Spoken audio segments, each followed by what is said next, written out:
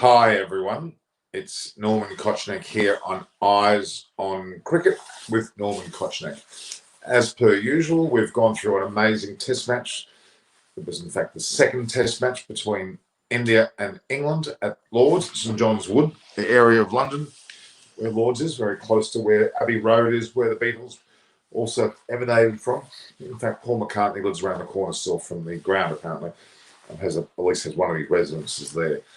So we've come to the end of the second test. India won emphatically, although no one would have predicted that at the start of the play. They would have probably seen that the draw was most likely and maybe an England victory, but in fact it's completely the opposite.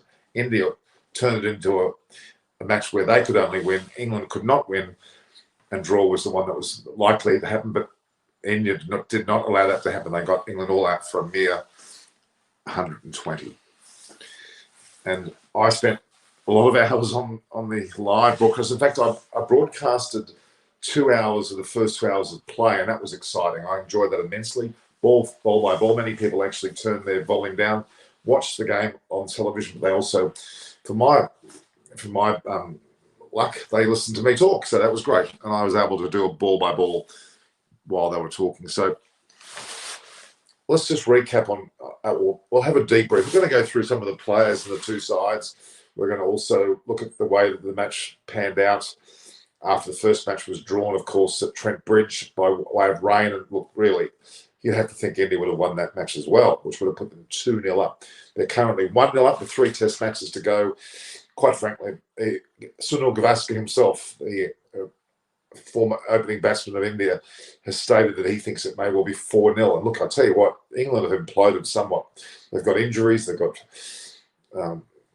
people that are not informed. Some that are out for the series, like Ben Stokes, Stuart Broad, Ben Folkes, Mark Wood's now carrying a shoulder injury without a doubt. Couldn't even lean on that during the end of the match. James Anderson had what appeared to be an ankle and hamstring problem as well. A lot of their main strike bowlers are out. We may see Saqib Mahmood come in.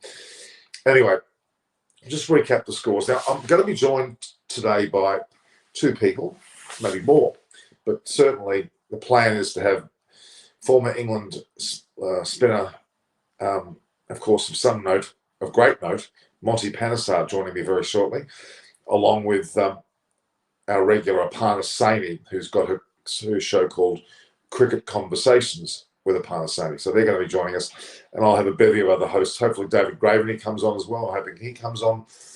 I'm expecting maybe the Vernons to be here as well, Chris and Reg, Munchie. There'll be quite a few people on. But we'll go through. Yeah, it was a great test.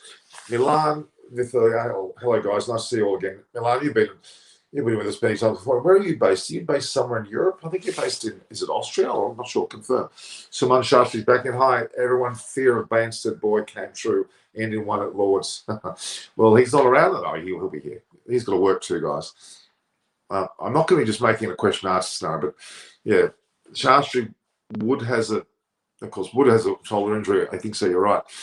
Curran could be out of form. You get a king pair, of course, a golden duck in both innings. Feeling bad for Root. He did score 189 and actually turned the match quite significantly around. This time, trio pace bowlers standing up to spinner work. Well done, of course. Norman should Ashwin replace today's next test match? At this point, no.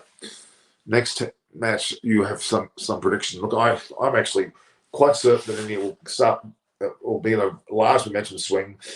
And if the likes of Wood and Anderson aren't playing and Broad's out, they're going to be in a lot of trouble. Even though they've got Overtons and the Ollie Stones and Ollie Robinson bowled quite admirably, they need that lead bowl, and that's interesting.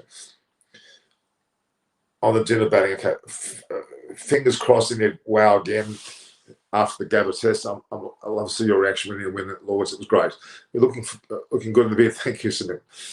Thanks again. So look, the reality is that let's just go through the score. Look, the reality is India are in a massive ascendancy. In fact, the game ebbed and flowed. The first day was all India.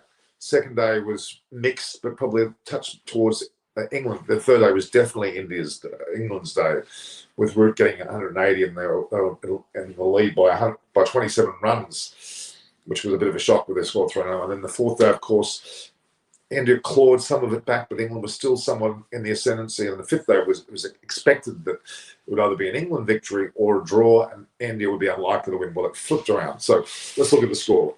India scored 364 in their first inning after being, I think it was 3 for 270 odd. 230, I think it was 276 or thereabouts on the first day. They were like for 364 with some early wins falling. And then England went into bat, and they actually ended up being they ended up being 391 all out, thanks largely to a Joe Root 180 not out.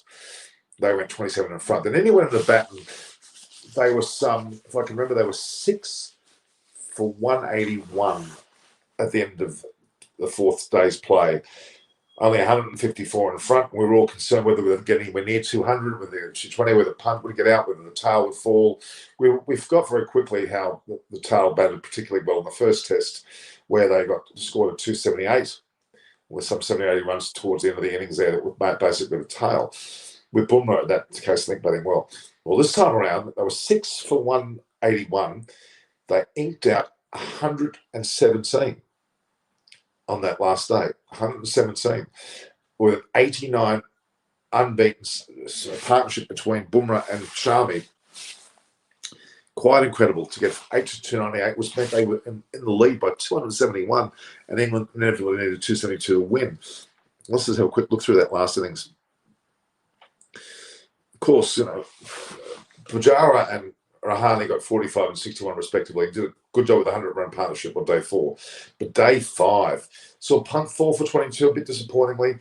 Jadeja was already out. Ishan Sharma inked out a little bit of runs with 16, but then Mohammad Shami, 56 not out of 70 balls, 6 fours and a 6, a strike rate of 80, with Jasprit Bumrah admirably there with him, 34 of 64, 3 fours, batting a strike rate of 53. They took the score to be unbeaten. They went to lunch and come back after lunch. A master stroke by the man of the match, in my opinion, Virat Kohli, for his captaincy, because he forced the England fielders to go back out after lunch after having a 40-minute break. They went back out after lunch, faced a number of overs, only a handful of overs, and then were sent right back into the dressing room. Again, the England openers to come back straight out. And what happened? Great stroke, master stroke by Kohli. He was able to get both openers for a big fat duck, which was the first time ever in some 531 test matches did England actually never had 2 openers to get a duck in their team, ever, never before. First time, quite remarkable, giving them a 271 lead for England to chase, which then turned the percentage, I think it was 24% India's favour, 1% England's favour. So in other words, no hope, was 75% on for a draw, which actually meant that even at that stage, it still looked like a draw with some 60 overs to bat, 10 today's play, and 271, 272 to win, which was never going to happen. Then, as I said, Burns and Sibley both went for ducks. Hazib Hamid looked a bit ordinary, but he got to 9.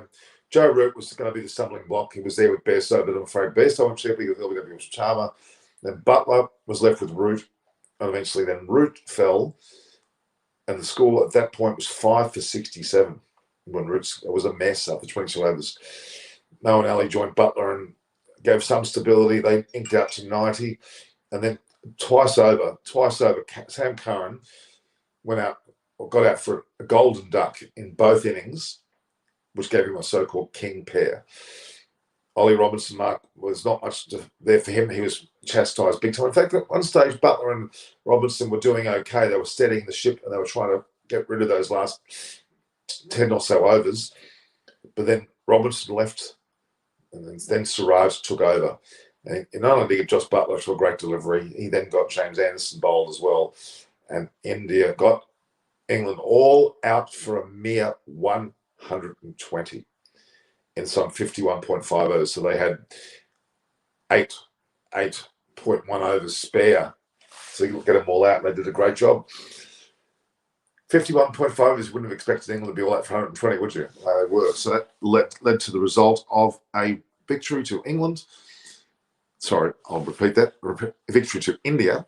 They won by an emphatic, you'd have to say emphatic, a very determined 151 runs. And India won by 151 runs. You would not have thought that when England were ahead by 27 on the first innings. You would not have thought that.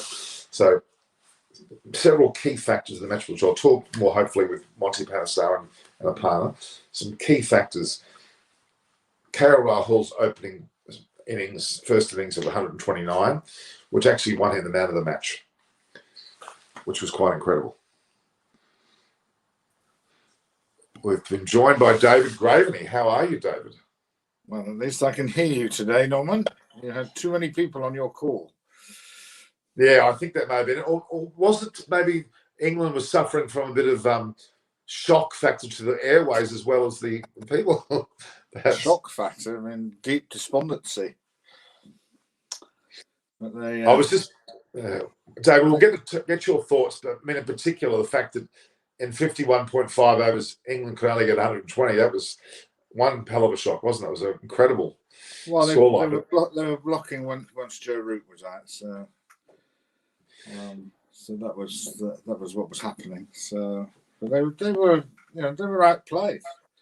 Simple as that. So, actually, I did give a couple of examples when I was talking about the sighting coming from the pavilion end. That the two catches that India dropped, one by Kohli off Butler, which could have been really expensive, and the other one that Sharma dropped Hamid, which wasn't going to be very expensive.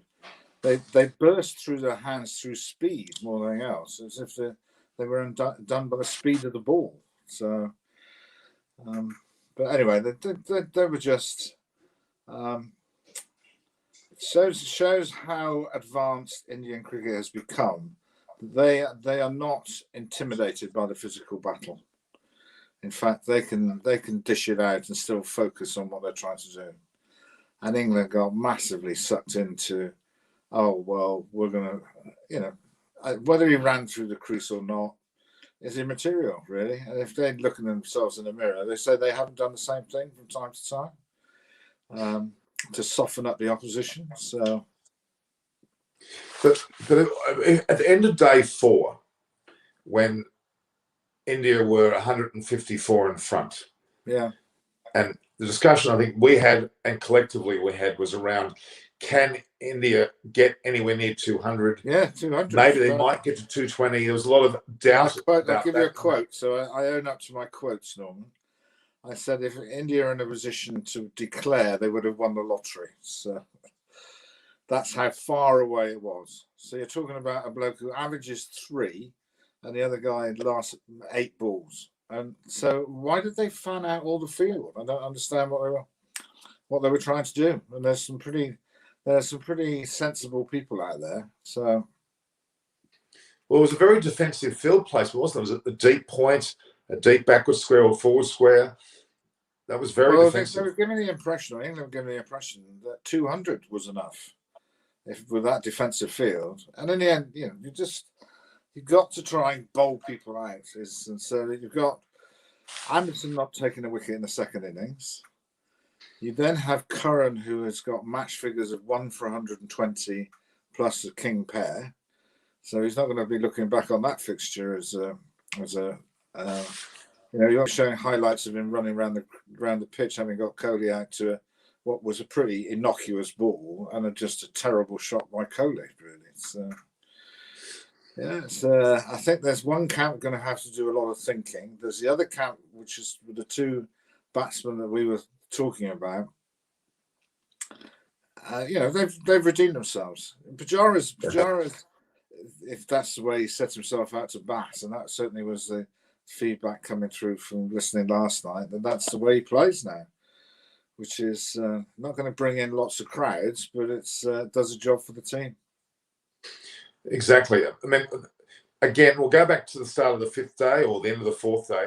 Really, the percentages they were quoted as, I think it was 38% chance that England would win, 31% chance that India would win, and a further 31% chance of a draw. They were the stats at the beginning of the day's play. And after a short while, maybe more towards the end of the second hour, that turned around to be 24% India's way, 1% England's way, and 75% draw.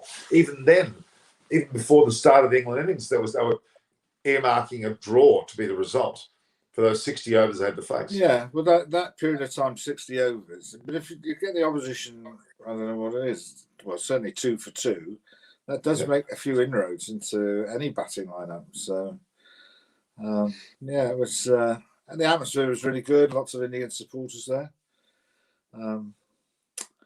I can remember when India won a one-day international when Ganguly, I think, got 100, or they chased down a massive score over 300, and the ground went absolutely wild. Really, so that's the one where he's on the balcony waving his shirt around. Right. And Ronnie Irani had body checked Sachin in the act of getting him out LBW. So it was a great one-day international, as this was a great Test match. So more of the same, really. So. Well, in particular, the way that the Indian team all came downstairs to the long room and awaited both Bumrah and Shami coming off at lunch with a resounding welcome. That was fantastic. Well, no optimist would have, even the wildest optimist wouldn't have suspected that happening. But they good luck to them. They played really well.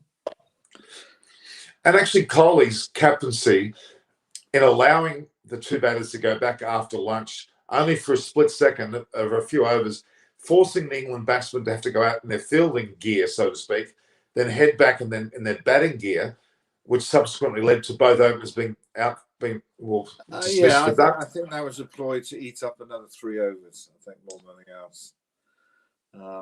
Because they go out, what do they have? One and a bit overs? So the 3 overs for change of innings that takes 5 overs off the minimum number of overs, which is probably, he still would have. Well, there's some pretty attacking players in the England team, and it was still 4 and over. But once you get 2 for 2, then that does limit your opposition options. And then Hamid followed suit after that. So so they'll. But that was. Did you know that stat before this match that's the first time ever that 2 English batsmen have got out for ducks opening for England ever? Yeah, I'm surprised at that. I think they've been often 1 and 3 or 2 and 3. The next man out gets out as well. It's interesting stat, which you really wouldn't want to carry around with you. But no, but that's after 531 Test matches that England have played. Yeah, that was the first time ever. That's 1,062 roughly in terms of innings. That's. Or at least 1,000, let's say. It'll be one of those quiz questions, Norman. It'll be, who were the batsmen? You don't want that on your CV, do you? No. And it was interesting how Sibley nicked the ball and actually walked. Didn't even wait for the decision to be given. Yeah, because it wasn't a massive deflection, but Shami definitely thought he hit it, as did everybody else. So it's nice somebody to walk off these days. Otherwise, they just stand around waiting for an act of God to intervene. So, did you get to hear Joe Root's interview? He's post-match. It speaks volumes of him as an individual. It does. He didn't hide away. He obviously was really hurt by that, and accepted his role of it getting somewhat out of control, which it duly did. So, well, I was actually predicting. Had it been a draw, I was saying, I think everyone was saying that man of the match would have been Joe Root if it was a draw. Because of his 180 not out, he was destined to be the man of the match. So who was the man of the match? I didn't wait for that bit. KL Rahul was. Was he? Right. Which was an unusual choice because he did score 129, which certainly set the match up for them. But you would argue that Siraj got 2 sets of 4 wickets, important 4 wickets at the end of the match. I mean, Shami and his attitude, both bat and ball, and even you could argue Virat Kohli's captaincy. If you can give captaincy man of the match, they were worthy contenders. Tend to give it to give it on the losing side, do they? So. Who would you have picked? Who would you pick for man of the match? I'd still want to pick Joe Root. I'm not fussed whether it's the winning team or the losing team. It's an I would agree with individual that. performance, and he carried the team, and he even tried to carry it in the second innings. So it's and that they showed on English TV a table of the highest percentage runs that somebody can score in a Test match, and that was the highest percentage, Joe Root. So you would give it to him. And the next two figures are actually both Don Bradman. So it shows you how long ago it was. Wow. So it's pretty impressive. It's a bit of what do they describe it as a bitter pill to swallow for Joe Root, considering how he turned the match around on the second and third day, yeah, and into the fourth day, quite frankly, and I saw India fall away and lose their momentum, and quite frankly, looked like they were heading for a loss. They might have scraped a draw, but they were heading for a loss. But I think for him as an individual, I think it's a good idea that there is a few days off between the two Test matches, whereas probably the Indians would want to play sooner rather than later because they have the momentum. Because that was just gathered in 1 hour. The fact they got themselves in a position to win. So yeah, they're a good team. They're a good team and a lot more steel than people give them credit for. I'm sure they do in India, but I think in the UK, given that they've only seen them this summer, and they didn't roll over against. They got bowled out pretty easily by New Zealand. But New Zealand have had two Test matches prior to actually playing that match, so they had a massive advantage. So what do you think of?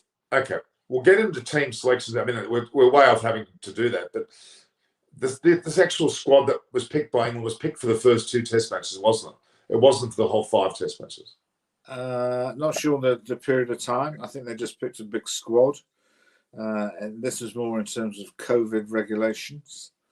They don't tend to go for picking for a specific number of Test matches. I know that Australia are quite keen on doing, particularly in the one-day series. They'll pick a squad for the first 3 or something like that.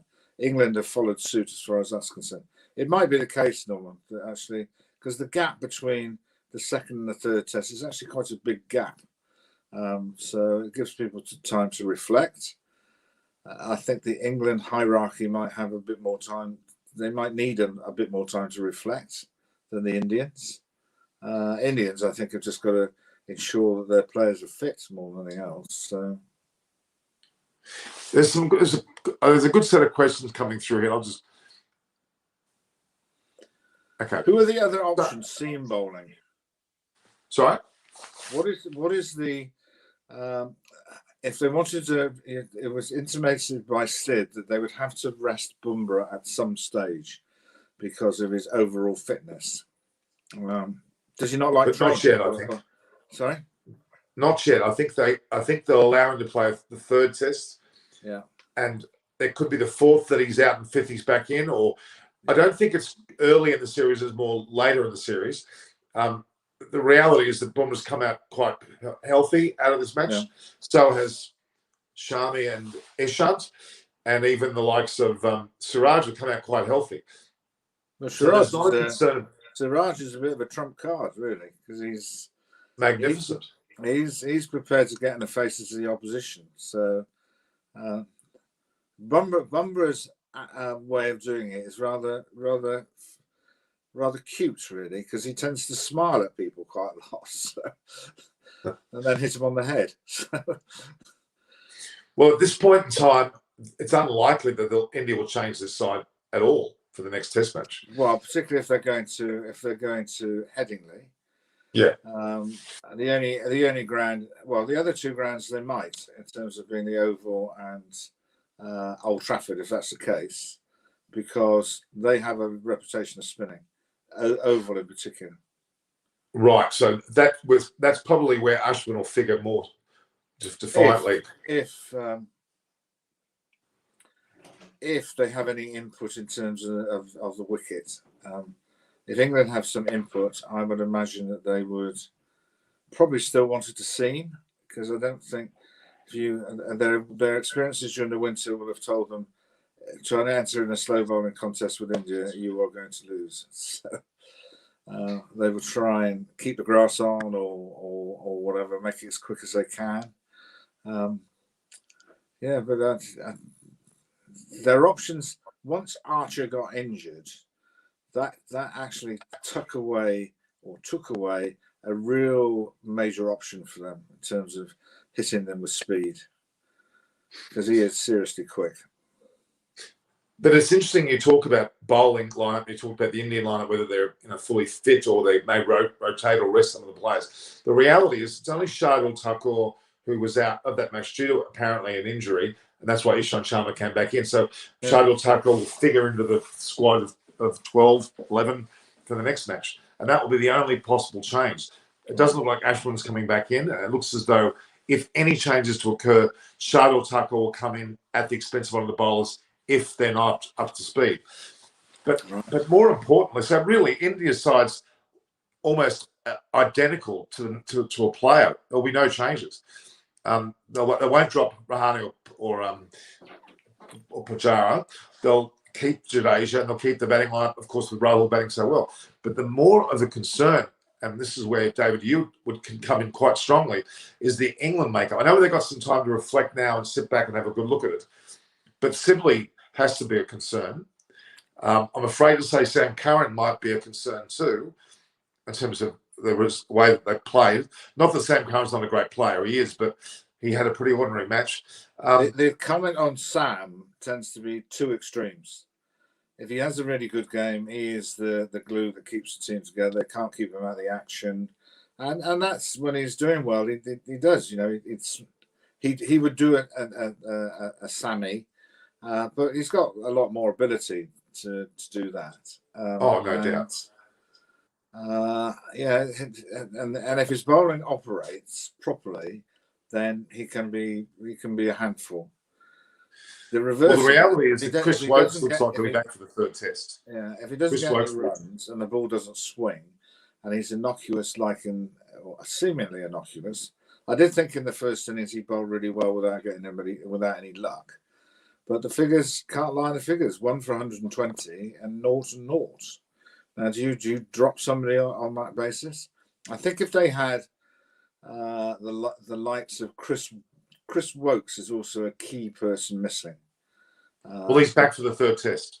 Is he? Right. Yeah. So you could see him playing. Yeah. So do you think they'll persist with Burns and Sibley? Same question as I said before, Norman. Fine, you might want to change them, but what are you going to change them with? That's true.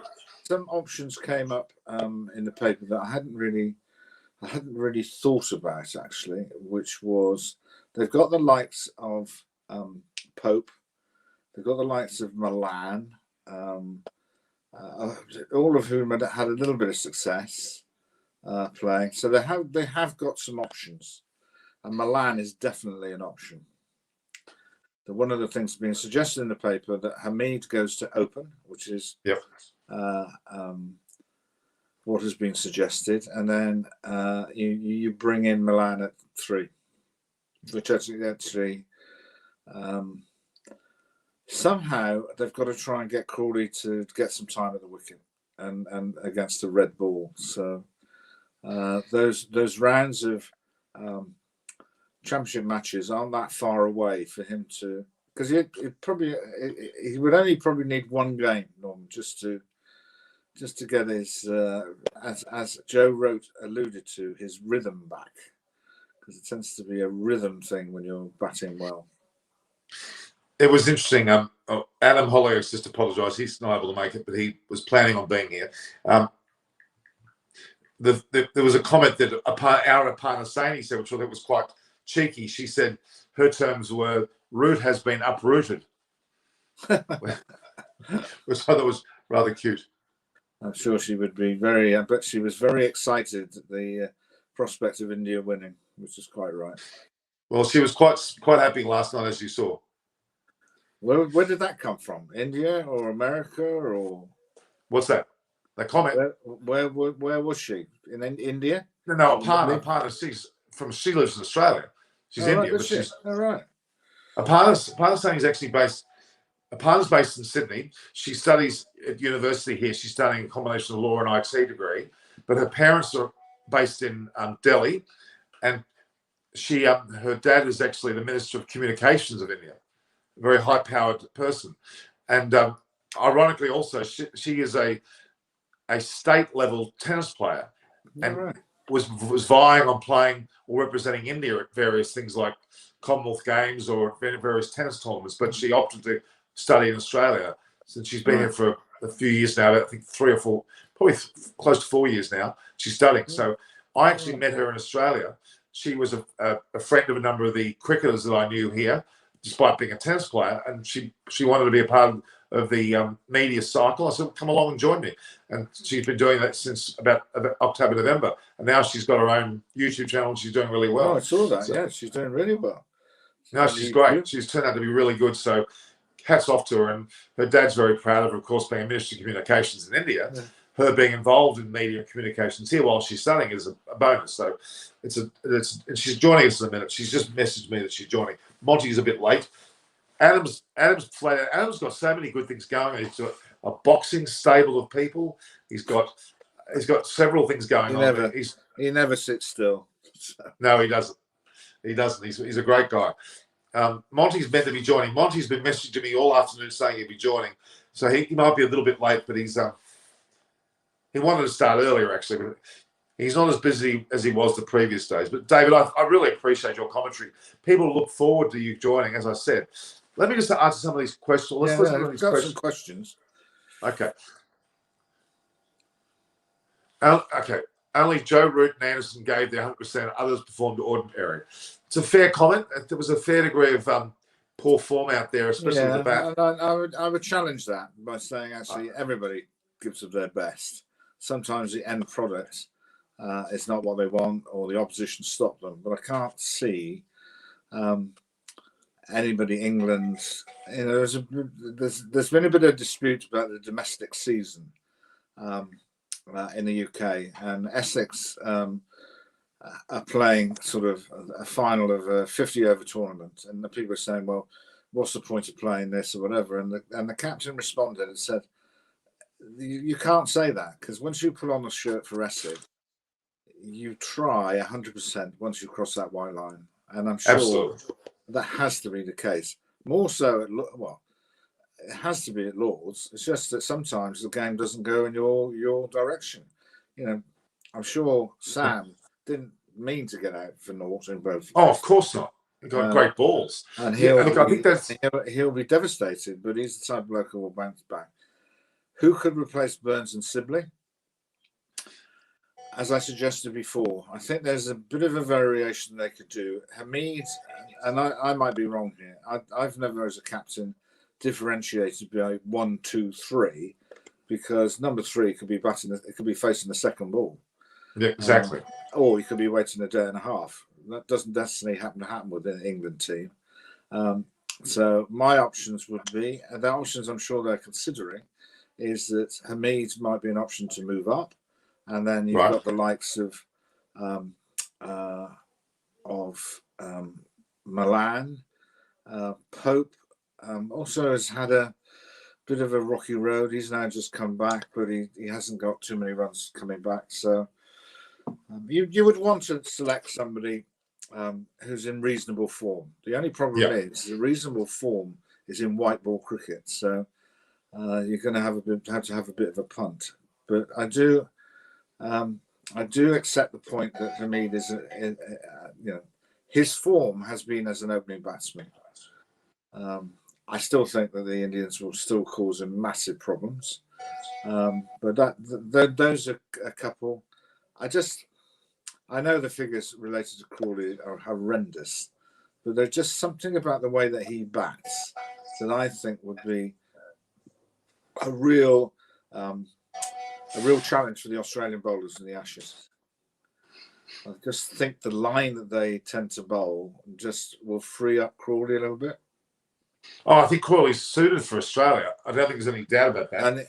And the other person who I'm really, he probably is our favourite player in the Graveney household. This is led by my son more than anything else.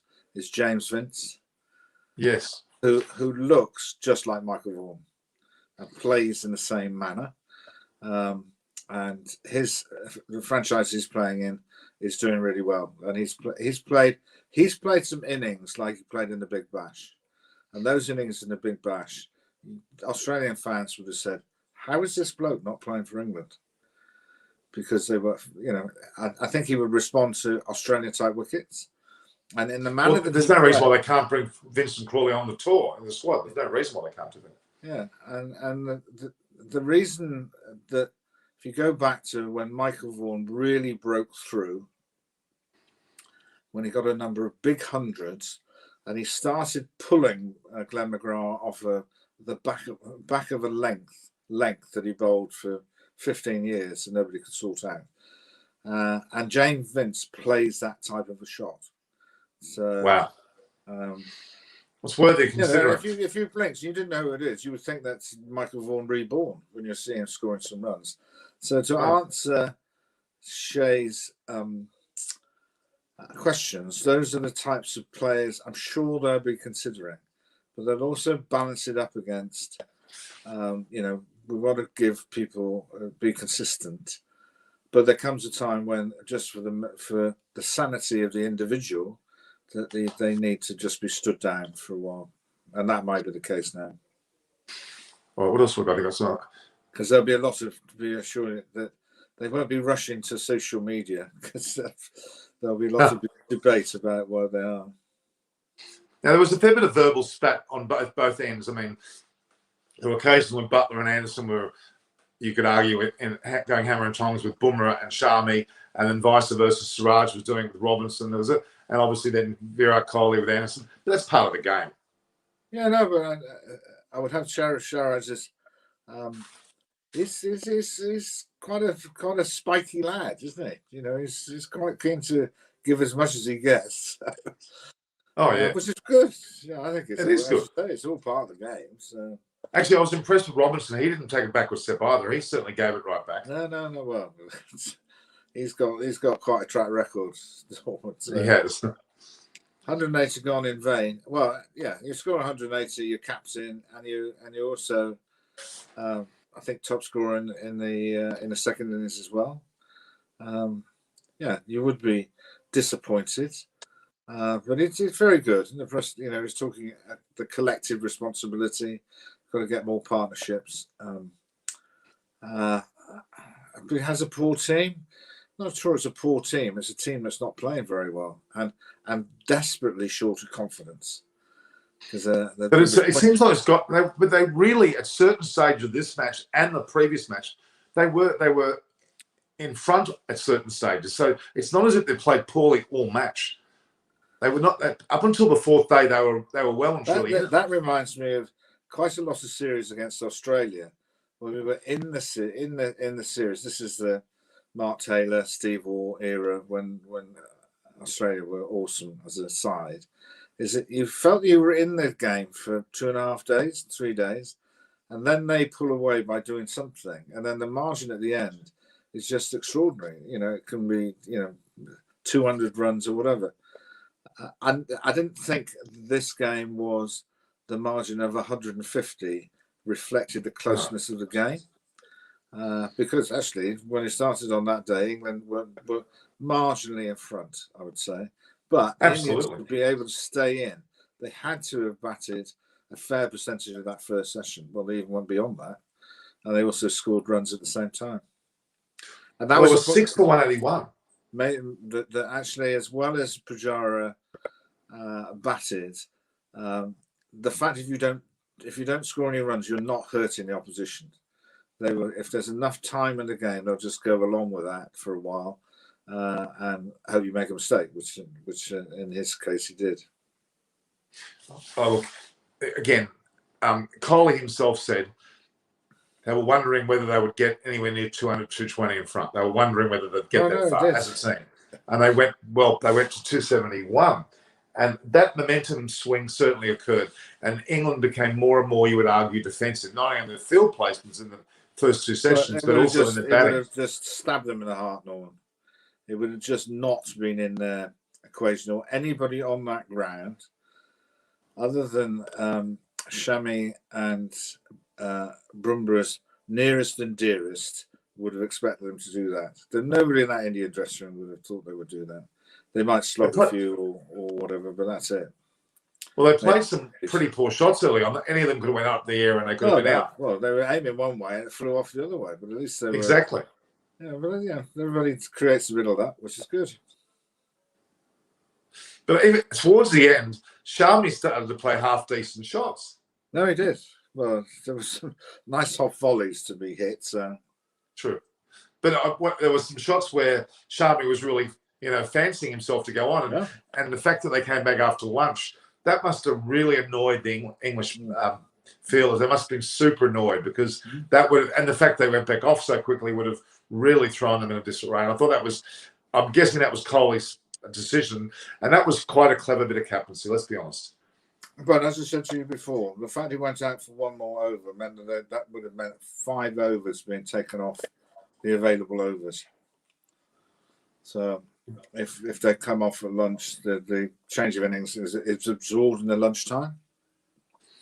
Right. And you're right that actually by just going out for an over, the batsmen have got even a bit longer to think about what's going to happen.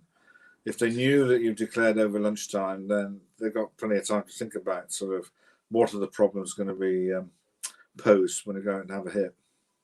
And have your gear all prepared, all on, ready to work out. At lunchtime were adamant that there would be some rain during the afternoon.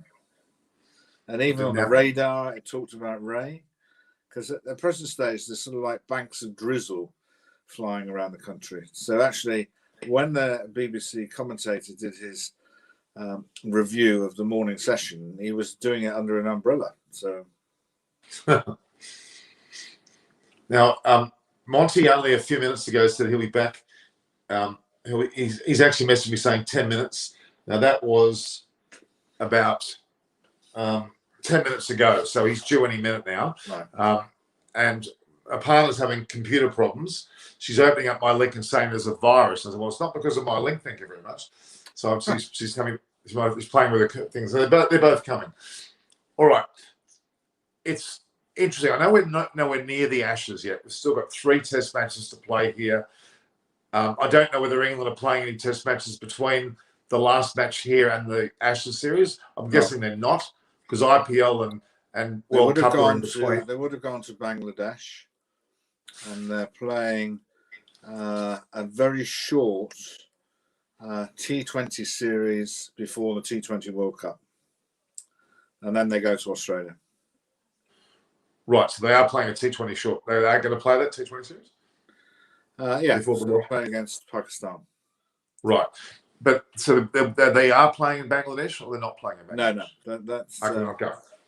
All right, so effectively, I think the BCCI managed to persuade Bangladesh to move that series, and therefore create the window for the IPL to finish. Now, I'm not sure what level of persuasion was used, Norman, but I can speculate. So we've got. I'm going to move you around. But David, move a bit to your left. That's better. Perfect. All right. We've been joined by Reg. Hello, David. Sad day. No. I was on with your son the night before or the day before, and he seemed quite unhappy. Norman, he seemed a bit grumpy, I would say. I think he was. Maybe he had a bit of a premonition of what was going to happen. I don't know. But well, yeah, his MCC. Maybe he didn't like me telling him when I said, "What's that stupid hat you got on your head?" So. and we reminded him, Reg, both David and I reminded him about the hat that he's got and gear that he's got for David. So they're going to arrange a get together. Well, and Munchie also talked yesterday about you all getting together as well on his estate, so to speak. Um, 400 acres he's got, something like that. 100 acres, right? Yeah, it's Well, the massive. under 19 series against the West Indies has been Yeah, played at when- Canterbury and Polo Farm. Do you know when that is, David? In September? Well, the West Indies arrive on the 29th of August and they leave on the 19th of September. So there's Okay. 6 one-day internationals, 3 at Beckenham to start with, 3 at Polo Farm after that. So it's pretty compressed. Well, I'm sure, Chris, I'm away on holiday in September between the 2nd and the 12th. Well, I say I'm away on holiday, but you know, David, what I mean, it's all up in the air as always with flights and COVID and everything. But at the moment, I'm due to go to Spain, so we'll see. Oh, yeah. Yeah, well, let's hope. Where are you going to? What? Where you Spain, going? down Costa del Sol, apparently. So, Do you know where you're going, Reg, or not? yeah, Estepona. Estepona. Right. Know it very well. Yeah. Right, But, we're going to be joined by. I have a place in La Cala, which is between Fuengirola and Marbella. I know. Yeah. We've been welcomed here by the presence of Monty Panizar, who is Hello, joined Monty. David and Reg. Monty, Welcome, how are Monty. Hi, Dave. How are you, mate? Good. I got over my depression from yesterday. So Now, Monty, we want to hear. Dave and I have had a long chat. Reg has joined us, but Monty, I want to hear from you now. What was your take on the 5th day's play? Yeah, look, I think when Ollie Robertson got Rishabh Pant out, you kind of felt that India just needed just to wrap up the tail, and you kind of thought after tea or just an hour before end of play, England was going to win the Test match. But I think they got probably slightly carried away with the short pitch stuff. It kind of all started when Ollie Robinson sort of bowled a few at Jasprit Bumrah to kind of bully him, and then I'm sure then they did the same thing with Jimmy Anderson. And I think tactically, if they're in a similar position again, they just got to think, what's the best decision going, in terms of wrapping up the game or the tactical. There was enough in the wicket to just bowl properly, wasn't there? Yeah, that's all they had to do. That same length that they bowled to Rishabh Pant, they should have just bowled that sort of length with a slip there, and eventually they would have sneaked off rather than bowling too short. Yeah, they just seem to I don't know why, but I don't know. I can't see that Joe Root would have allowed a sort of macho revenge mission. Let's try and hit a few blokes on the head or do whatever. I just don't. It doesn't strike me like that. Sort of. Yeah. Anyway, it just shows actually that you have to respect the opposition, no matter what their batting averages are, and just bowl them out properly. Because the one thing, just in logistics, Norman, if you bowl bounces, you can't get them out LBW or bowled unless it ricochets on the stumps. So automatically, you're reducing the number of ways that you can get somebody out. So why bother? You might want to do it occasionally, bowl a bounce to force a bloke back in the crease. Well, ask Monty. Monty has been involved in the most famous rearguard action the game of cricket has ever seen.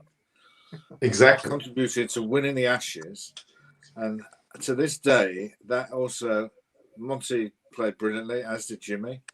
It was a very clever use of the physio coming on every 5 minutes to do something or other, some of that also again, Norman, contains some of the most extraordinary captaincy that I've ever seen. At one stage, Monty was blocking Marcus North's off spin.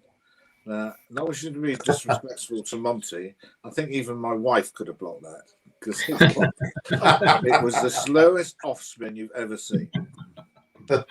Absolutely. And they only just taken the new ball. I think you just had a brain fade basically. So it can happen. So. Sorry, Monty, I'm interrupting your assessment. No. That was very good. Yeah. It's always fascinating to know your views on these things. And sometimes in cricket, I think, you want to just make the best tactical decision depending on the situation of the game. And I just felt that they probably bowled far too many short balls. I think it was only like 3 or 4 balls hitting the stumps. So maybe they felt But there was that, enough in the wicket, wasn't there, Monty? It wasn't as if it's a flat wicket. yeah, there was enough in the wicket. Spinning a little bit. So it was just really, really odd. But I would have to say, to Joe Root's credit, even before, well, any time if anybody asks me, I think he's just such an impressive man that he put his hand up and said, I think I've made a mistake here. I never saw Ricky Ponting ever apologise or say, actually, I got it wrong at Cardiff, where it was palpably obviously he did. So it just speaks, I think it speaks volumes for Joe Root, really. That's why he's as popular as he is. David, sorry to interrupt. Do you think that we are lacking a second leader or a strong vice captain in the side? Because when that was going on yesterday, someone needed to go up to Joe and say quietly to him, come on, this isn't working. This is wrong. We need to get back to the basics of line and length, 2 slips in, because we've got the rest of their side out bowling properly. We can do it to Jasprit Bumrah. I was surprised by that because when you've got Jimmy Anderson as a vastly experienced guy, other than you'll probably want to say I want to bowl from both ends, but that's just in his nature. But the one bloke who has, and Monty would have watched it, and you would have watched it, Reg, is that during the 100-ball game, Moeen Ali has come forward to show what a really good captain he is. So, and I think with Moeen, I don't know, it just strikes me as one of these guys that he's never quite sure whether he thinks he's good enough to be in the team or he's very sensitive about people criticising him. I'd make him vice captain. Because I think then you're saying, actually, Mo, you are part of this team. But you also, to answer your question, Reg, you've got a wicketkeeper who is vastly experienced, captain in the one-day game. There was lots of people out there who could have easily, said, Joe, let's have a drinks break or do something. Including Bairstow as well, of course. Yeah, there's plenty of them out there. So they all got sucked into it. We need to adapt the South African coach, rugby coach, of coming out with the drinks in disguise as a water boy, so he can speak directly to the players. Yeah. So, Monty, selection-wise, I know it's very early on. We're not anywhere near the third test yet. But what's your make of what's come out of this match? What's the collateral damage? Well, I thought England were in the ascendancy, day 5, and they when we saw Rishabh Pant go down the wicket against Jimmy Anderson, and he hit that cover drive that went like the speed of rocket. You kind of thought maybe Rishabh Pant will get him to 250.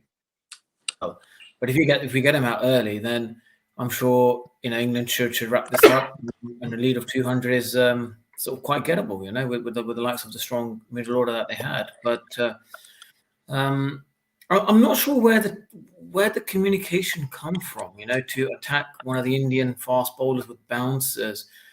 Did they underestimate maybe India's courage, or was it Chris Silverwood? Was it a bowler's kind of message thinking, I want you to go after the tail enders just to make a statement? I think it kind of backfired. I think it kind of motivated, Virat Kohli to really charge his troops. It's fascinating to know, where did that message come from? Because before that bouncer against Jasprit Bumrah, I thought England, did remarkably well in the second day after they took 7 wickets and pulled it back, for 360. But even on that last morning, Monty, the ball that got Pant out was a proper ball, Yeah. Back of length, angled across him, nick it off. So that was the clue. That's how you had to bowl. Because that question of bowling bouncers, Norman, I don't know what Monty thinks. I think that Monty obviously is an international left arm spinner. I wasn't, but the same thing. Well, you're both left arm spinners, though. Yeah, that we batted in an area whereby this so-called pact between fast bowler to fast bowler, didn't exist to us. We just got peppered, come what may. Yeah. and I, for my sins, played a bit, obviously, a lot earlier than Monty. But we that was in the 80s with the West Indies. Every county team had a fast bowler, normally West Indian. So you were just absolutely peppered. And at the end of the series, I will tell you a story, Norman, how I managed to circumvent that particular challenge, which probably is illegal, but I'll let you know afterwards. Basically, I'll tell you what it is. I basically came to a deal with one of the leading fast bowlers in the world that he would never bowl me a bouncer again as long as I never had a long off to him when he batted. And I thought that was the best deal ever.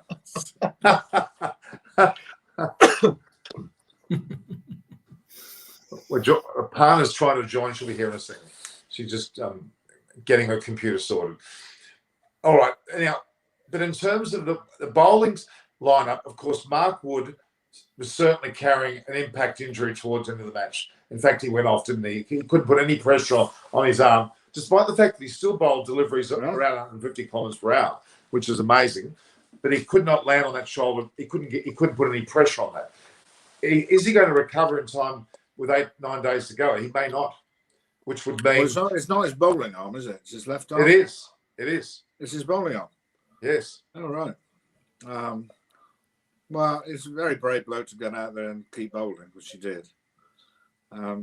We'll see. I would imagine if it's just muscle damage in terms of bruising, Norman, he should be ready by time to play again. Yeah, Headingley's not so vital for him, is it? I would have thought. Mark Wood will be wanted probably for the Oval and for Old Trafford.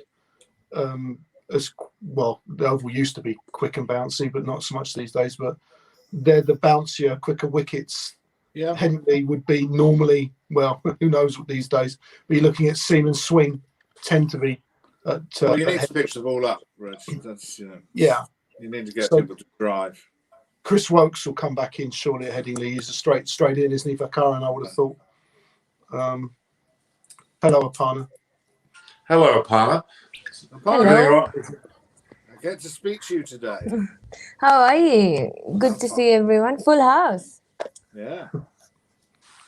We've stopped sulking, Aparna, so you're okay. No, I haven't stopped sulking. Oh my God. Well, I'm Aparna, definitely waiting for the excuses from Reg. Well, David claimed his computer was playing up. Monty, I think, had to wash his hair, and Reg was actually making a cup of tea. Where were you yesterday after the match? I know.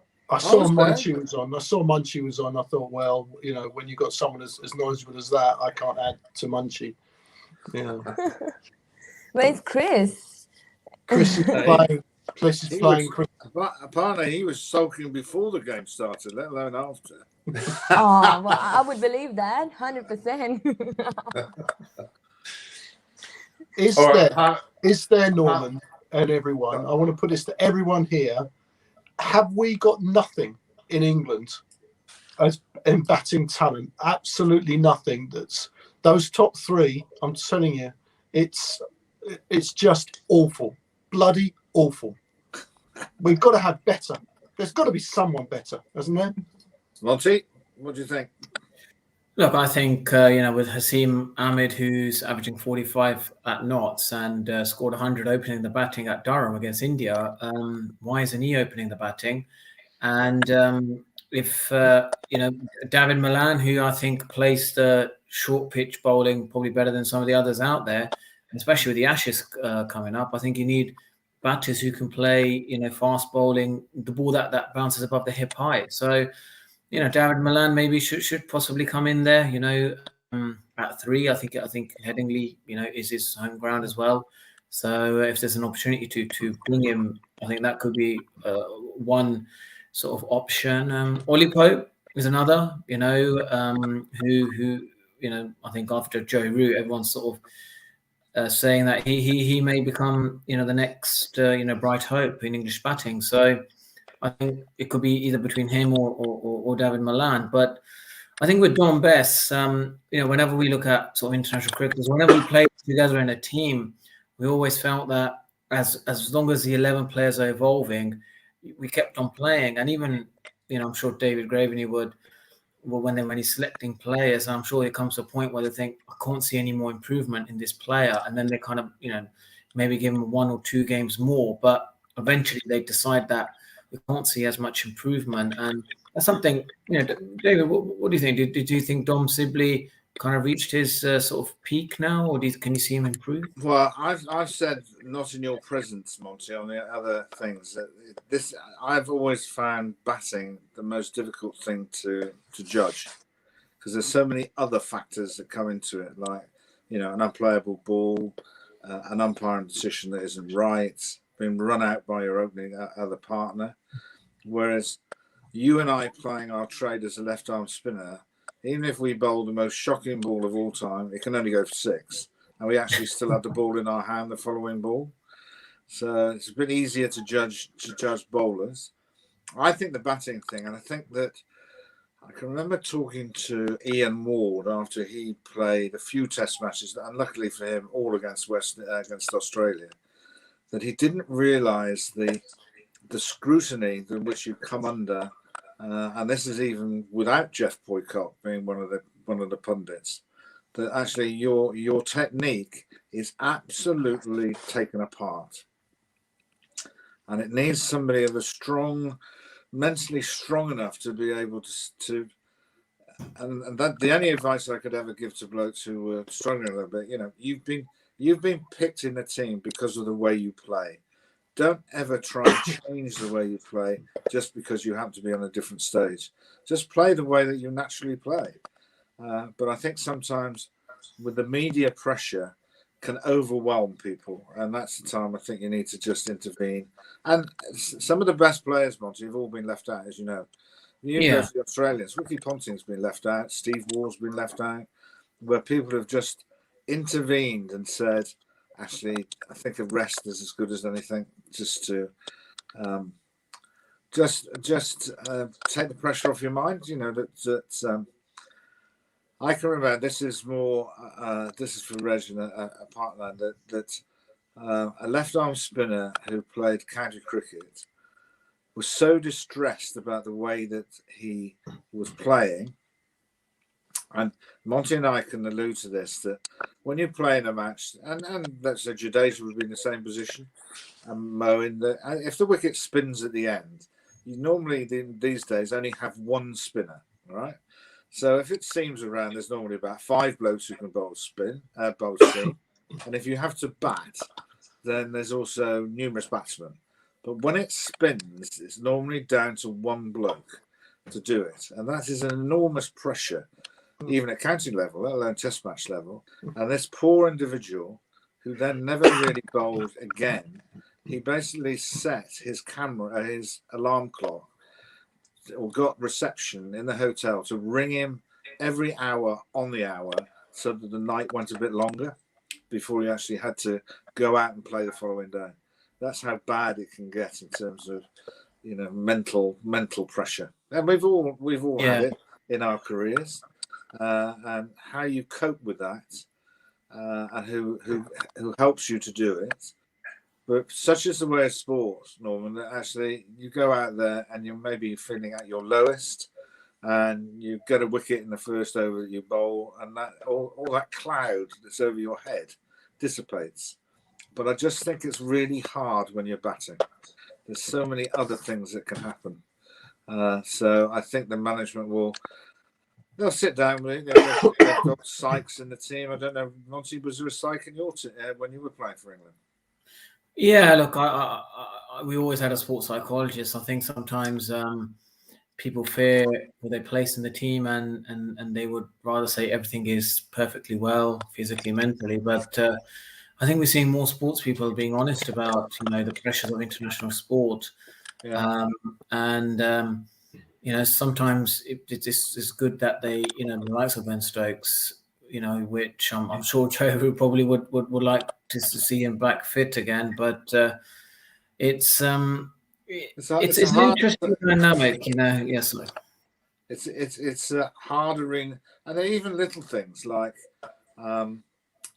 Monty would have played in a situation where he would have had single rooms. So when he's on tour, he's on his own. Whereas actually there was a reason why people sort of buddied up with another person, because in a situation when you were really struggling with your form, you'd have somebody in the room to have a chat to, Yeah. and not think human nature is, if you're on your own, you will think the worst. You don't think the best. You always think the worst of what can happen. Apart from the exceptional, world-class players will think that way. But most of the time, the game's played by normal people. Yeah, even like doctors have said, isolation is the breeding ground for mental health issues. So, even you can see why in cricket now people, if they're not performing well, they go by themselves in their room and got no one to talk to. And So I think to answer the question, Reg, what should happen now? I think the England management now have a bit of time, once the dust settles for a couple of days, to really sit down with the players and see where they're at, in terms of their confidence and whatever. Because, to have gone into that last day, not necessarily favourites, but to have a reasonably good chance to win and to end up losing by 150, that is a battering. That is mentally, psychologically, an absolutely huge hit in the head.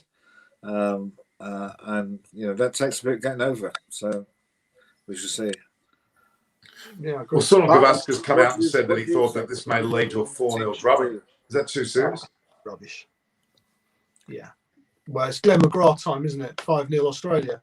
It's complete nonsense, isn't it? I don't think Sonal Gavaskar thinks it's nonsense. Yeah, but he's going to say that because he's Indian and he's employed by the Indian media, and the Indian media asked him a question. We might get beat. We might do. What was the question? Well, I didn't hear the question, but I think someone would have asked him. He was asked how the rest of the series will pan out, and he said he expects it now with this great momentum, this thrashing, or whatever the term was, thumping, that it would be now a 4-0 victory to India. Who was that, Kohli? No, Gavaskar. Well, he's not playing, so that's a good one. He needs to concentrate on his colour code for his head. So he's fine. Halfway through the test, when we sat and we were chatting, and we said that it takes one team to have a really bad session or a really good session to win the game, and that's exactly what happened. If you look at the 5 days, England were 3-2 up, probably lost the first day, lost the last day, and ended up getting battered because of that last day. But they've got to look at the whole, and there were some good things. Oh, for sure. They've got to address the really bad things. They just have to address it. I don't think even the most passionate Indian fan can honestly say that actually both batting lineups are as brittle as anything. I mean, it only takes 1 hour to get 3 or 4 people out, and then anything can happen. Yeah. I don't know the two lads there, or the situation is going into before that second innings. The Kohli, Rahane, Pujara were averaging 20 in 2021. That's pretty low average for 3 world-class players. Now, Apana yesterday on last night's post-match review, or you were quite outspoken in a very articulate way about what you thought of the Indian performance. Would you like to bring that up again? Well, I think, I'm actually here to listen to England's side, because that's what we didn't get yesterday. I mean, everyone disappeared on us, so we were waiting online to... we just heard David come in and say, I'm very shocked. And that was it. It was like, that's the highlight. I think I was shocked. I was shocked yesterday. I'm now just depressed. So... Well, even Indian side, I think Gurkeet came and he said, I'm shocked. So you were just next to each other when you came in the post-match analysis yesterday, and you both said the same thing. So, I mean, I would have sums to up say the day. I said to Norman before you came on, all 3 of you, is that there wasn't anybody other than the players themselves and their nearest and dearest would have expected Sharma and Bumrah to bat in the way that they did, which is great for them. But there wasn't anybody on the ground who expected that. they were saying actually once Pant got out, that if we can get anywhere near 200, that will be a great achievement. So to get to where they were is just, you got to take your hat off. England's bowling and tactics were very poor. There was a taste of it in the first Test match where those tailenders did well in the end of the first thing. They got the squad to 278. There was a taste of it then, but nowhere near as much as this 89-run not-out partnership. Well, they were saying that, I assume that the two of them have now got aspirations to move up the batting order, have they? Or not? I'm sure Sharmi's saying he wants to open now. Yeah. Push if he wants to go that high, he will get some bounces there. And it will be and not forgetting that Sharmi broke his arm in Adelaide facing Pat Cummins earlier in the year. So it would be understandable that he'd be a bit shy about going out to bat, but he wasn't. No, that's, I think the misplaced view that the subcontinental teams can't stand up to sustained fast bowling is an absolute myth. That they can all bat. In the end, let's go back to Gavaskar record, and he's a fantastic player. Who was the first Indian batsman to break the West Indies? And virtually he had to do it on his own. So there's no doubt they can deal with fast bowling. And he was a height of 5'1", wasn't he as well? He wasn't very tall. No. I played against him. He played 1 year for Somerset actually, Norman. So you had the privilege of him at one end, then a bloke called IVA Richards wandered out at 3. Oh my God! Followed by IT Botham at 5. So and as Monty knows, Taunton is a postage stamp. So oh my God! So you had to bowl to David. You had to bowl to Gavaskar, Richards, and who was the third person? Gavaskar, Richards, and Botham. Oh my God! So I played there 1 year, which was a really enjoyable year to play. And the ground itself is slightly longer at one end. There's a slight problem with it slightly longer at one end because behind the boundary is a river. So the CEO came up to me and said, "Are you enjoying?" Because I was the first person to move from Gloucester to Somerset in the history of the game. I don't know whether it's the same thing that happens in Australian cricket or India. So the secretary came up to me and said, "I hope you're enjoying it." Didn't realise it's a controversial move. However, you may be the leading wicket taker, which I was, but he said, "You are costing the club a fortune because you keep lobbing it up and the batsmen keep hitting into the river. Do you think you can bowl from the other end? Because there's a graveyard at the other end, which Monty will know. At least we've got some chance of getting the ball back from there." So I had to change ends. So there was no attempt to put any netting or anything up at one end. It was nothing like that. No. The ground was so small. I don't know what field Monty used to have, but you could attack with long off and long on. They were that close. Absolutely. And good players said, "Well, they said to me, Graham, I don't care where you put them because I'll hit it straight over the top of their heads if I middle it." So David, you've told us that. What's your biggest, proudest moment against Richards, Botham, and Gavaskar? Did you take their wickets or what? I have a scorecard, and Monty will have similar sorts of cards. I don't think Gavaskar may not have played certainly with Both or Viv, but certainly we used to play against Both and Viv a lot. And there is a scorecard. I haven't got it because I would be too embarrassed to put it up on the wall, which actually reads IVA Richards caught a guy called Alistair Hignell, who actually played fullback for England as a rugby player, but was a very good close to the wicket fielder. All right. Then IT Botham caught Hignell by Graveney Naught. All right. So on face value, if you look at that scorecard, you would think, God, he must be bowling really well. He's got caught by close to the wicket fielder, both for no score at all. The truth is that we set Somerset an impossible declaration. So they all came swinging from the hip, and both of them were caught wide long on for naught off me. But that dispels actually the scorecard of what it looks like. So. Oh, okay, you have to tell me the data. Then I'm gonna Google or go to some cricket website that would have that. I'm sure we'd have it somewhere. It was before they had ink, Norman. Oh, I'm sure you can. Everything's on record these days. Everything's been uploaded somewhere, so I'm sure it's somewhere. Norman can find it. He'll do his homework. Aparna, come on, start to gloat. You were so forthright last night. You said how well. I think it's a morning period today. I think we've ganged up, so we are just discussing why didn't England lost. I mean, what if this Ashwin would have been there? I mean, there has been this talk going on. I think the best person to ask, I think I would ask you, David, what do you think if Ashwin was there, would have made any difference? I mean, they've been saying Ashwin the whole time. I think that firstly, Australia and India would, I think, the last sides to abandon the 4-man attack and go to a 5-man attack. I think Monty's played in test matches in India where they've actually had 2 seamers and 2 spinners and just the 4 bowlers. And I think that's a really risky thing to do in England.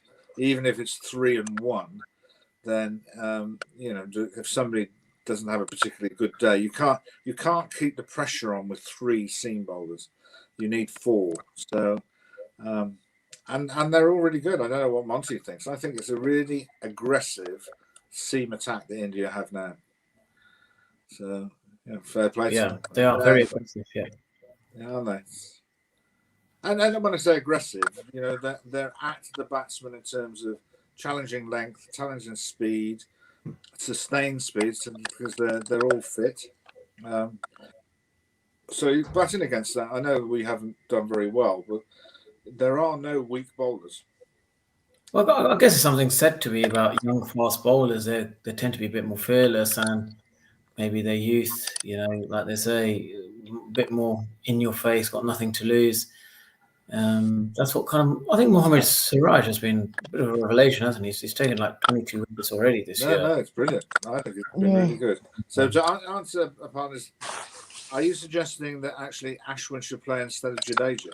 No, I don't think so. I think Jaskirat, he was saying Ashwin should be considered. I think he would have been better pick. I mean, he's senior, this, that. I don't think so. So I just wanted to ask you, I mean, what's your call on this? I mean, Indian side obviously doesn't think that. And I think whatever decisions were made obviously worked in their benefit. So there's no pointing fingers at this point.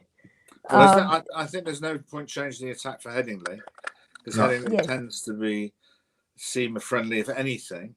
I think that the question will be asked. Actually, there is no evidence at the present stage that actually the sun might shine and it might get quite warm in the UK.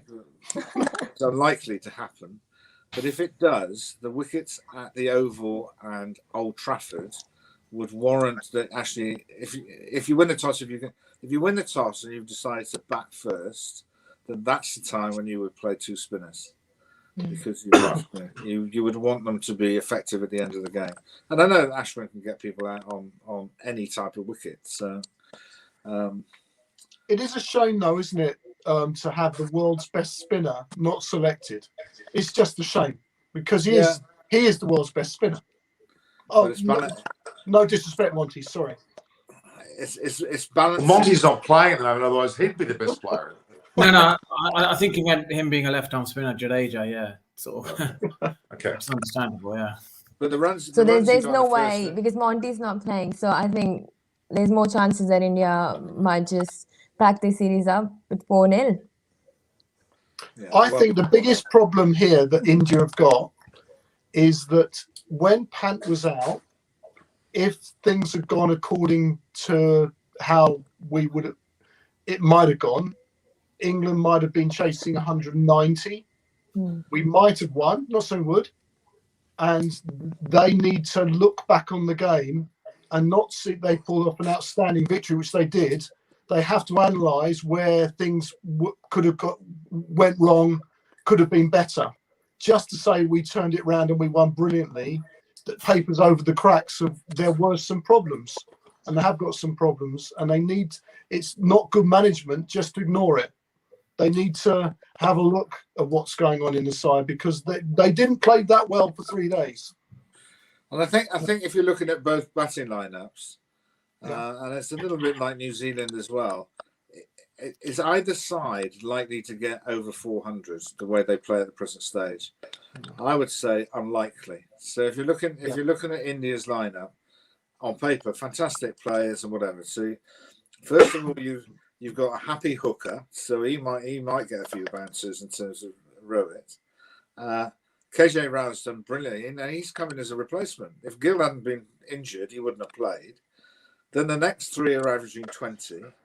Then you've got a wicketkeeper who tees off. Actually, one of the suggestions, which I don't know, I'll ask you, partner, what do you think, is that actually Jadeja and Pant ought to change round.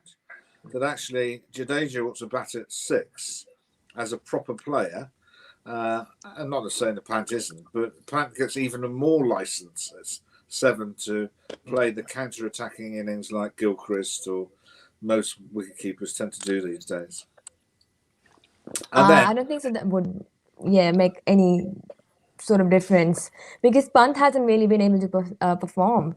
Even in February, previously when they played against England, I mean, he was not able to perform that well. So I don't know what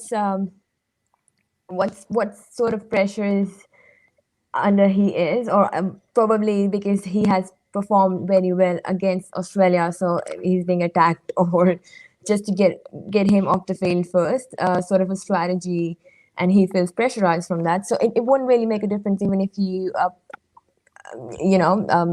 change the batting order with Shami.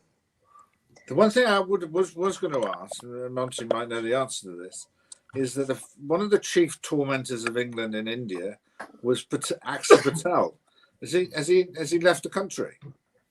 He's with the squad, but I think Virat Kohli prefers to play Ravindra Jadeja because of his versatility in the field, and as a batsman, he just feels a bit more confident if they do lose a few wickets, as you can do, with the new ball or slight overcast conditions.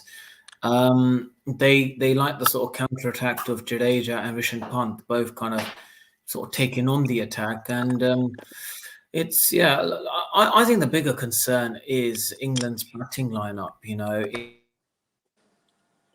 You look at Joe Root, he's scored, I think, over 1,200 runs.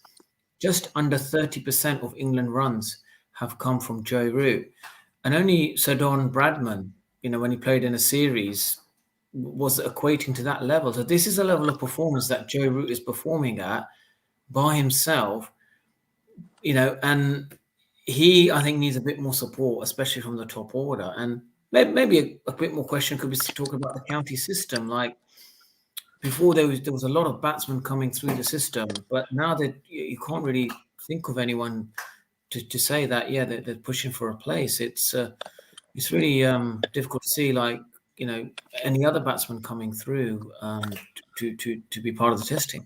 Right. I'll just leave you with one thing, is that the Australians tried to experiment with the Duke ball. Apparently, this is the ball that England used in this country. And they scrapped it after 12 months on the basis that the seamers were getting too much of an advantage. Spinners couldn't bowl, which Monty will relate to, and it wasn't producing the right amount of cricket. And scrapped it after 12 months. If we don't have a really serious discussion about the type of ball we use domestically, which makes like dibbly-dobbly seamers feel the most dangerous bowlers in the country, our young batsmen won't get a run. So we need to go back to a different ball, whether it's a kookaburra or whatever they use in India, that allows people to construct an innings and grow as an international batsman. Because if we keep playing with the ball that we have at the present stage, with our weather conditions, people just won't get a run. So it's that's why we're all scratching our heads about looking for people who are suitable candidates. And we then have a fixture list that plays. And I know it's really, really difficult to do this because there are commercial designs and whatever, but we don't play enough red ball cricket to be in the lead up to a test series to enable the selectors have an option of different candidates. So they're having to think about somebody who belts it out of the park every other ball, and then can you play test match cricket, which is very difficult. So I'm not leaving you with a depressing thing. I'm going off to scratch my head. No, that's very interesting. I think it's really good to know. Everyone would be scratching their head. There are people out there. I just hope that we don't hit the panic button and really assess the guys who are in possession and, are they in the right place to be able to respond? And if they're not, you're just saying, right, just have a bit of a break. And we'll try somebody else. So some of the names that Monty has delivered, I'm sure will be high on their lists. So anyway, it's great to see everybody again. And thanks, David. Thank you. Thank you very much, David. Well, it's great to have David on, guys. In particular, Monty, and with obviously a partner and Reg, we've had a great discussion already. But I don't want to just leave it at this point. I still think there's a fair bit to discuss, not only around this particular match, but obviously into the series. I'm going to keep asking predictions. I love the predictions. Reg, have you changed your mind on what your predictions are at this point? Well, I've not been too bad, Norman. I've got to be honest. I said England will win at Trent Bridge, but the weather, who knows what would have happened. And I think we've proved today that although India were only needing 150 on the last day, we proved yesterday that chasing 150 down isn't even easy. So we know who knows what would have happened on the last day at Trent Bridge. I think India were favourites, but it wasn't a dead cert. I think I said we would lose at Lords because we always do. And I also said win the toss, bat first, and you win the game at Lords, which we stuck the opposition in. I think we will win at Headingley.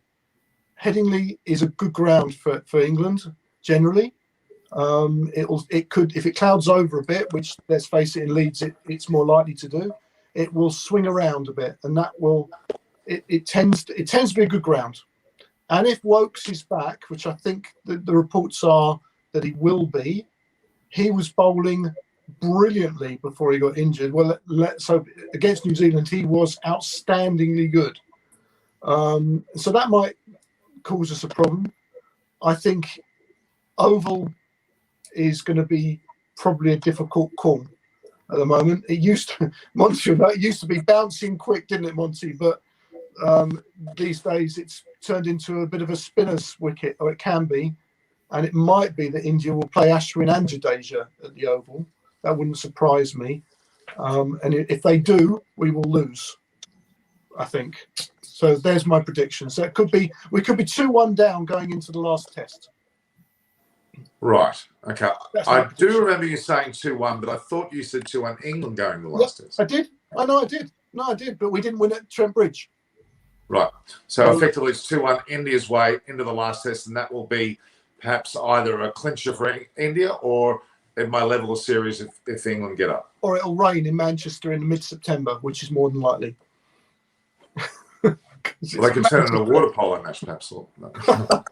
It's a time. I don't remember ever, and I'm getting on a bit, Monty. I know I look young. I know I look a partner's age, but I'm. Who said you looked young? Who was it, Reg? Who said it? Did you say that? I'm older than you, Norman. It's terrible. I can never remember us having the last test in mid-September in the north of England ever. Traditionally we play at the Oval in early September. The last test, but mid-September in the north. It could. Who knows what the weather will do? But it's every chance there could be some rain involved. I would have thought. So. All right, Monty. What's your thoughts? I know it's still early, but what's your thoughts? Yeah, look, I think England's batting order needs to be kind of resolved, and it just really depends on what Joe Root, how he leads the team when it comes to the confrontation. That I think Virat Kohli probably will get one of his players to say go out there with your bat or the ball and just cause some controversy, because it's good for the team. The team enjoys that confrontational battle, They're It quite works, like didn't it, Monty? It works.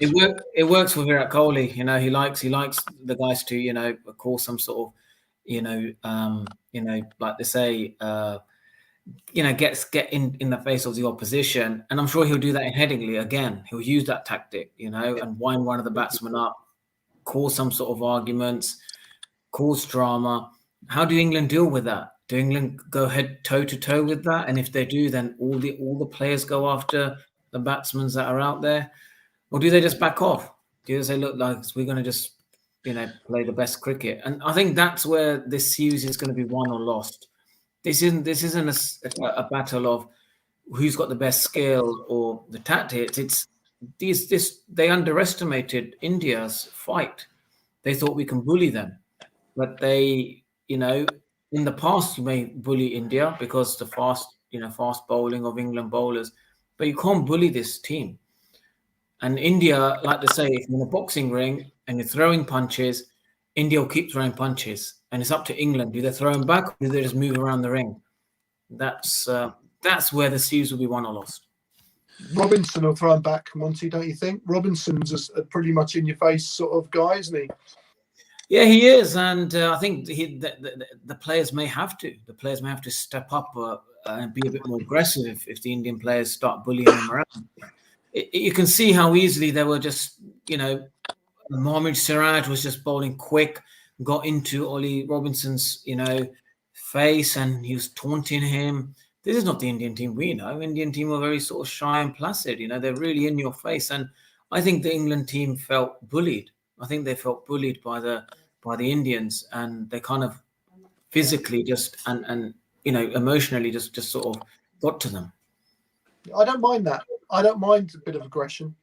What I don't like Kohli having a go at the umpires though so much, and he does do it. He does question and go at the umpires a little bit, and I'm not as keen on that. I don't mind into the batsman and getting it going on the pitch. I think that's brilliant.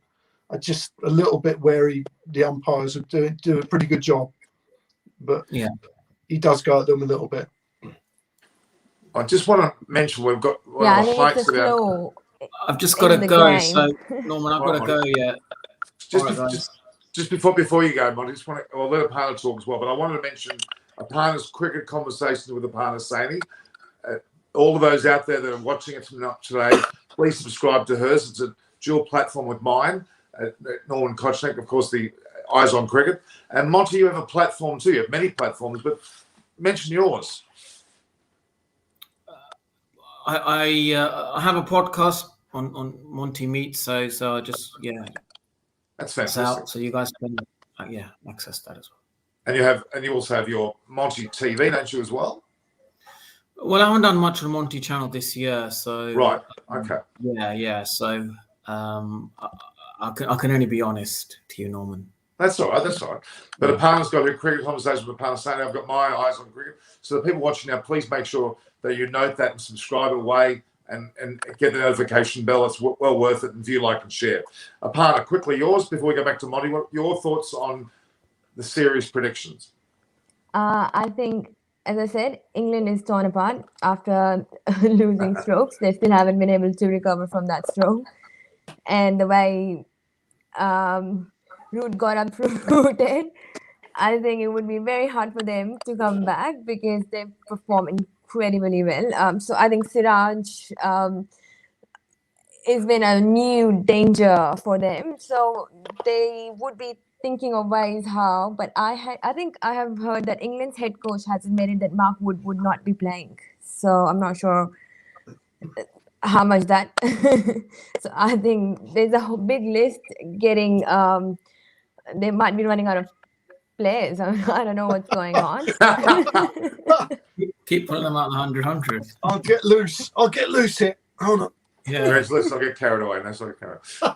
No. So, Aparna, are you saying 4-0? They're losing one player. I think what India is mentally tormenting them or somewhere. I don't know what's going on. So Aparna Gavaskar has now said 4-0. Well said, Aparna Gavaskar. Well, let me gloat, Norman. Of course, go ahead. Bang on. It's Test cricket. Well, it's been great, guys. Monty, thanks for joining. And again, you're welcome anytime. And you'll have to make sure. Well, I don't think you should hold a cricket ball next time and go through your actions to teach us all how to bowl. I like that, Norman. I'll do that for you. All right, Monty. Thank you very much for your time, Monty. Cheers, mate. Thanks, Thank you. Monty. Thanks. Thank you. Well, it's great to have Monty. Great to have Dave on the show, isn't it, guys? We're blessed. We're blessed to have you two as well, of course. Norman, you need to swap the order here, I think. There we go. Look at that. That's what it should be. You want to rub shoulders with the par. That's all I get. Norman, ask me a silly question. Rub shoulders. Okay. I'm going. There you go. We can almost loosen up now because the sheer weight of test matches and selections that have come out of those two can sink a ship, can't they? I mean, for God's sake. Monty, how many tests did Monty play? Do you know, Reg, offhand? I don't, but I'm going to guess it was probably 30 to 40. I don't think it was up in the echelons of 50 to 60. But hey, Norman, I'm guessing. I'd hate to do him a disservice. We'll put it this way. Terribly embarrassing. Norman, enough to tell you how Test cricket is played. Yeah, I mean, he played for his country. I mean, I'm in Quick Info typing in what I thought was Monty's name. You know whose name I typed in? Norman Kochnick. No, Aparna. Aparna. And I'm expecting to see her come up with a tennis. That's a Freudian slip there, Norman. It is. Means she's forever. Aparna's only cricketing prowesses. All right. So Monty, Monty's 39. He's just the same age as. Yeah. How many tests? 30 odd? Yeah, I'm just having to scroll down. He's 39 years of age. He's virtually the same age as Anderson. He has played 50 tests. 50 tests, yeah.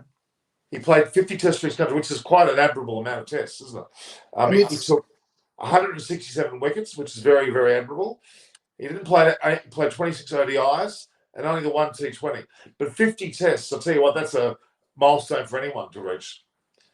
And what's the pity is he didn't get 200 wickets, because if he got 200 wickets, he would go on the honour board, let's call it, on Quick Info for the 200 wickets. 50 tests, that's quite a few tests. You didn't think that, did you, Rich? No, I didn't. And I've done him a disservice, and shows how knowledgeable I'm not. But what is... Well, his debut was 2006 in Nagpur, which is the day he got Tendulkar out. And his last test match was actually on Boxing Day in Australia, in Melbourne. That was his last test match. Yeah. Interesting. But you would, if you asked many people what they would remember Monty Panesar for cricketing-wise, a lot of people would say it was what that we were talking about earlier, 2009 Cardiff, him and Jimmy Anderson blocking out 10 overs against the Aussies. So he was a great bowler, and he'll be remembered for batting against the Aussies. It's funny. Well, I mean, they would have needed him yesterday, basically. That's what you're saying. He may have survived. I think he probably wouldn't have survived, but yeah, maybe. I thought we were going to hold out when Robinson and Butler were batting, and that was a brilliant bit of bowling by Bumrah. I know you would have had him dropped, Norman, at this series because you think he's rubbish. It was brilliant. Went round the wicket to Robinson, bouncer. I think a third short one, then got the knuckle ball up to him and got him LBW. It was brilliant. Absolutely textbook bowling. Superb bowling. Let's not forget about Siraj.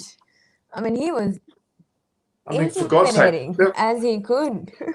Siraj has not got the nous Bumrah has. He hasn't got the gameplay. That from Bumrah was a complete setup. He got Burns in the first test at Trent Bridge with a brilliant setup first over. Outie, big in swing at LBW. They call it the setup, don't they? And he's that sort of bowler, Bumrah, where he can set a batsman up to get him out, and he's good enough to execute.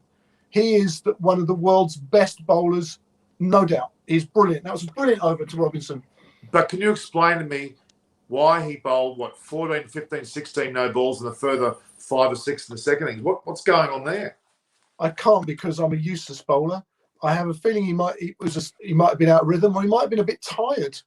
and I don't know whether he just felt a little bit leggy and it was just affecting his run a little bit. I don't know, Norman. And also the slope at Lords, until you go to the ground, you don't understand quite how that slope affects it. And I mean, the fact is, I know full well how I've played on it, as I'm told. So the reality is there was no doubt that Wood was carrying an injury, and I don't think he can recover quick enough. I'm sorry, I really don't think he can recover quick enough. No, but I don't think necessarily Headingley's our biggest loss with Wood. I like. Don't get me wrong. Part of his phone just died. I'm sorry to hear that. So it's just me and you, Norman. But she'll come back in a second. Okay, but back to that. Yeah, look, I think Wokes comes in. Wokes comes straight in the side anyway. Give me your England side. Give me a full. I want to be brutal. Well, I would have been brutal this last test. If you remember, Norman, I said let's change it up anyway. I wouldn't have played Sibley. I listened to a podcast on which Paul Farbrace was on last night, and he said that he would keep Sibley in the side. I can't see it. I just cannot see that they can do that. I just don't. You know what I don't like is when he nicked the ball, he was off that field so quickly you could barely say boo. You know what? No batsman, whether they've nicked the ball or not, should be running off the field so quickly. That almost told me he didn't want to be there. I'm serious. I've never played at that level, Norman. I can't begin to think how much mentally it does you. But I've certainly played in games where I've not batted very well, and it's tough, isn't it? It's really well. Tough. That has to be the hardest walk back through that small set of seats up to the door, and then through the long room up the stairs. That must be the worst walk if you've got a duck, because as you know as well as I do, those people chirp in the batsman's ear when they walk in and out of those doors. They don't keep quiet. They do not keep quiet. I can think of someone had a worse walk back, Norman. Sam Curran, the fourth player to score a king pair for England. The last one was Jimmy Anderson. The two before that were before the First World War. He's the first player to get a king pair at Lords. But you can't. But you know what? I prefer to get a king pair than to stuff around and be there for 10 balls and get out some bad shots. If I'm being honest with you, because you can argue. Especially the second delivery, that was a corker. Yeah, I just think, Curran can bounce back. Curran looks like that sort of player who's got some mental game about him. Yeah. So I'll tell you what I would do. No, this is not true. This isn't what I would do. I think this is what they will do. They will drop Sibley and move Hamid up to open. From what I saw of Hamid, he's got zero chance of any longevity in the side. His technique's no good.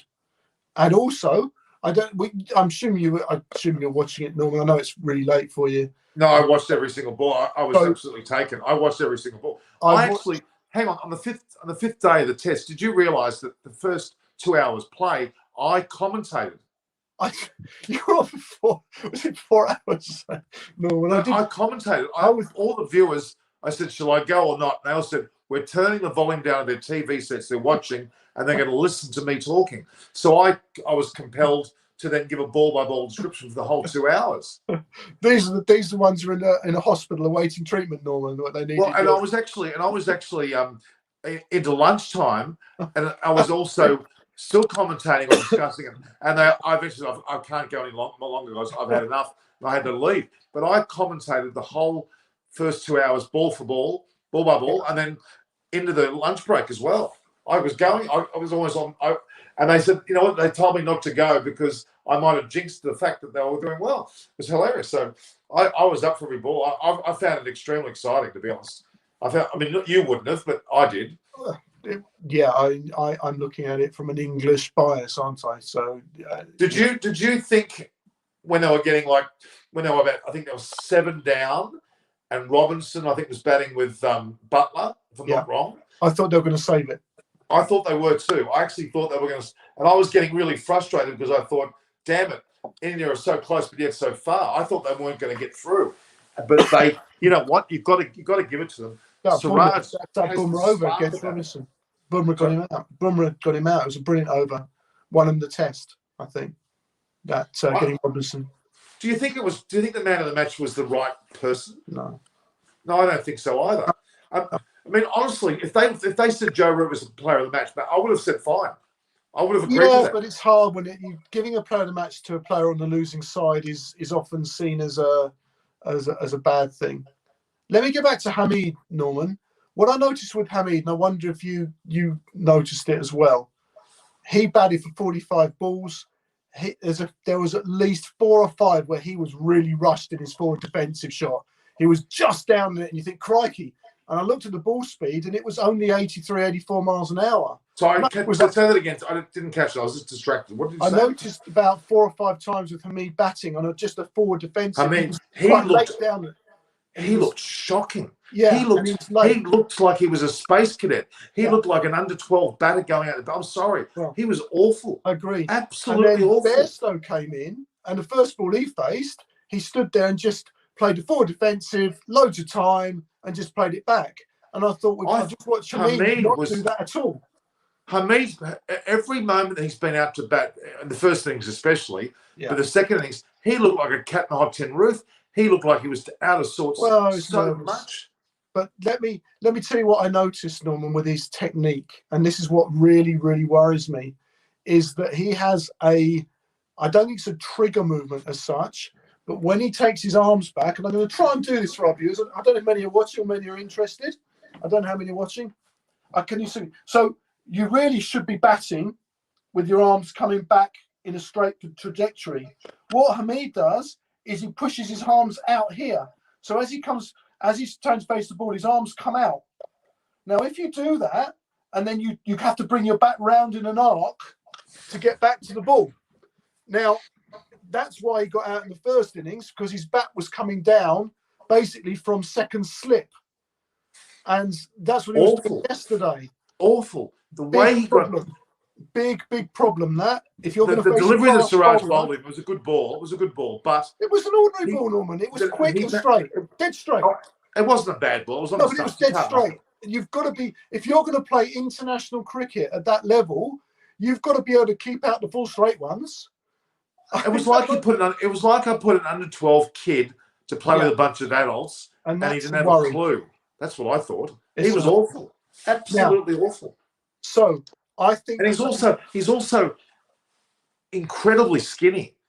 He's almost Norman. They can't all be big fat porkers like me and you, can they? No. But I mean, there's no body strength to play anything in that body. He seems like he's still a 16-year-old kid. He's still got the hair of a 16-year-old kid. He looked awful. I mean, my first gauge what I'm seeing, I think he was awful. But bear in mind, before the test, all the talk was he's the next great hope and he's brilliant and where's he been? And we had a comment saying that he was left out because we were racist. Do you remember we had all these sorts of comments? And it wasn't the case at all. Now, they brought him back in. They will give him another go and they'll probably open with him and Burns. So we're not... Yeah, but okay, coming in at first drop, especially when the person before you lasted a couple of balls, it's actually more difficult than opening. Yes, but it is. I mean, I'm sorry, I was an opener. Not that I'm bragging, but I was an opener. And I absolutely loved being there for the first ball. Why? Because you were as raw as the bowler.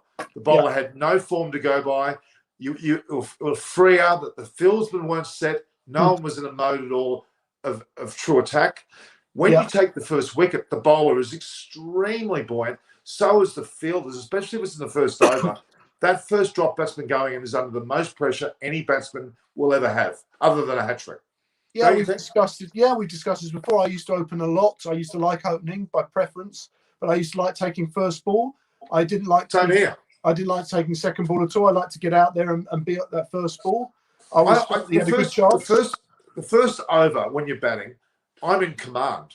I believe I'm more set than the bowler, because the bowler, unless he's absolutely spot on from ball one, generally the opening bowlers bowl crap, okay, at most levels. They bowl too short, too long, too wide, and you've got an advantage either letting it go or, more importantly, having a good old crack, because you know you're going to get a 4 or 6 because there's no one deep. Cool, you're early sixes when you're opening the batting in the first over. No, I'm going to tell you honestly, I used to bat. I wouldn't say I was Hayden, but I used to love, inevitably in the first over, brand new, fresh ball with great bounce. is bounced in front of me and I would just go clobber and I would get forward because even if it was skied somewhat, I know it was going in the direction of there's no fieldsman. It was almost like the biggest opportunity to score runs. I often would get 10, 12 runs on the first over purely because the field was up and it was in my favour. I saw a door opening. But going in first drop with the bowler's just taken a wicket and his back's up and the field already, you're in so much, it's not funny. Yeah. So what they'll do is I think that will bring Hamid up to open with Burns. Yep. I think Burns has earned himself a little step execution. No doubt. I think, and I'm going to bear with me, I think 4, 5, 6 and 7 will stay the same. I don't see them changing. Okay, but mention the names. Oh, sorry, I think Root, Bairstow, 4, Bairstow at 5, Butler at 6, Ali at 7, Wokes at 8, Anderson and maybe probably Robinson and Curran. I don't see that changing an awful lot. I really don't. They're not going to think who's number 3. So that's the one change they're going to make, number 3. I heard David say Pope. Problem is they released Pope from the squad to go and play some cricket this test. And he's had at least 3 innings for Surrey in the one-day cup, the 50 overs, and he scored nothing. He got 0 today. He's playing today, got 0 again. He scored no runs at all. He's not first drop. Ollie Pope is not your first drop. No, but he's been batting first drop for Surrey. He's been going in at 3.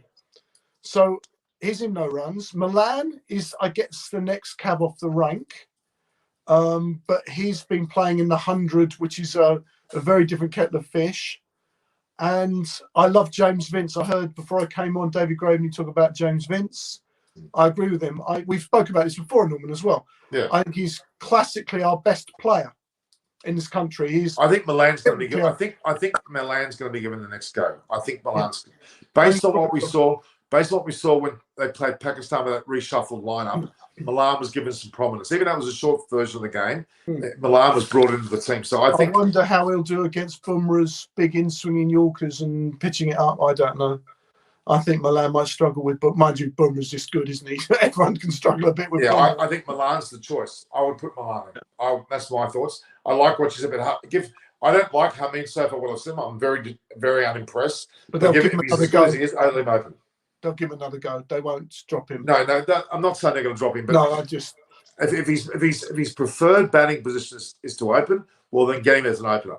Because you know what? If I'm being honest with you, if I was an opener like I was, and then had to be put in number 3 for my country, I would be decidedly uncertain as well because of that pressure that you put on.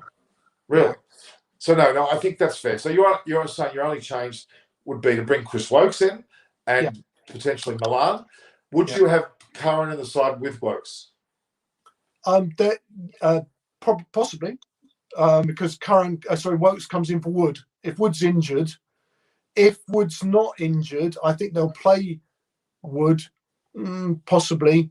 Only say that because he's got general injury problems. They like to rotate him in and out, but there is a week's break here.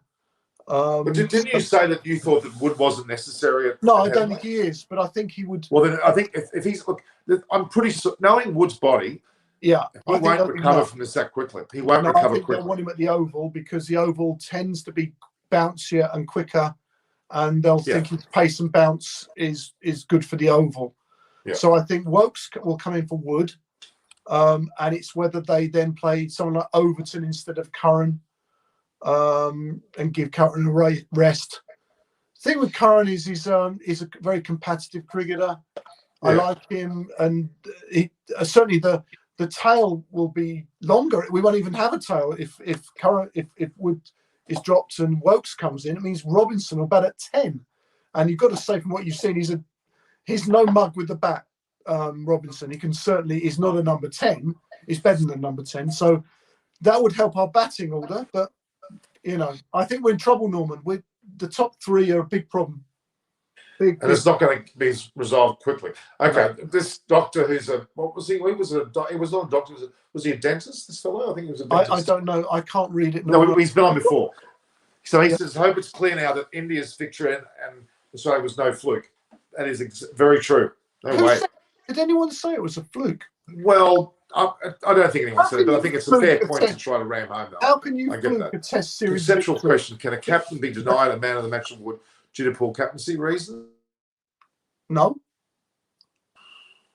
No, you can't. You won't. You wouldn't pick a man of the match on the fact that he didn't captain very well. He backed it on who's had the best performance. Well, I would. Okay, I agree with Joe Root being man of the match basis 189 out. But you know who I Did he win it? would Did have he win it? I don't think he won it. Did he? No, Cal Rahul did. Yeah, Rahul did. Yeah. But I'm saying to you, I would have understood that Root would have got that. I didn't think Rahul would have got it, even though he batted really well. I would have probably, my opinion, I would have given it to Siraj because those 4 wickets were extremely important. But I actually would have given it. Surely Shami's batting made the difference in the game. I actually think, I'm going to stick my neck out here. I think it was Kohli's captaincy, especially around the 5th day. And I thought the way that the aggression that he led the charge with on the 4th and 5th day somewhat, but the way the whole attitude of the 5th day came from him, came from Virat Kohli, fair and square. And on top of that, the incredible decision to bat after lunch for a couple of overs and then send him in and out to the field to then bat was a masterstroke because you know what? Those 2 ducks can squarely be made responsible of that particular in-out business because that would have thrown the batters. Well, yeah, that's pure. That's exactly right, Norman. That was purely to throw the batsman. But that's good captaincy. Yeah, that's extremely good captaincy. It is good captaincy, but it might have something to do with him and Ravi Shastri would have chatted about that, wouldn't they? But either way, I agree with that being good captaincy. You very Day 5 captaincy was fantastic. Have you ever seen a man the match will go to someone because they've captained well? No. I think I'm talking about my opinion, not popular opinion. I'm saying to you, I actually think. Okay, Shami's batting with Bumrah. They did great. Yes, that changed the but match. who was egging them on up the stands there? Kohli. The whole batting charades, that was Kohli. The emphasis, the impetus that was created in that innings on the field was led by Kohli. Kohli is the commonality of all of that. I'm telling you now, in the dressing room, everything, even on the 4th day, he was mimicking to the players. He orchestrates them in a way that I find really encouraging. I really do. I'm not a fan of what he did on the 4th night. I don't think a captain should be shouting onto the field of play about the lights. I mean, you saw it. We saw it. He didn't just do it once. He did it for about 10 minutes. But you know what? The umpires should just ignore it. Well, I think they probably did ignore it, but it was. I mean, the cameras kept going up to Kohli, didn't they? And he was literally shouting onto the field of play. That was theatre. That's theatre. That's Kohli's approach. He bullies. He creates drama. He creates a problem. He creates a bit of angst between the players. He creates a target. Like Siraj targeted Robinson big time. Yeah. Bumrah targeted while he was batting. He targeted Butler and Anderson. You know what? That actually made the two of them bat better. Yeah, I think. I think you're right, Norman. I agree with you. I think there will be some more to come out of what some of the niggle, if you call it niggle. Yeah. If I can't remember. But he actually bullied England. He bullied England, and that's how they won. When was the last time you saw that much on the field of play in a Test match? It's been a long while, isn't it? It has been, but I mean, it was very often Australia.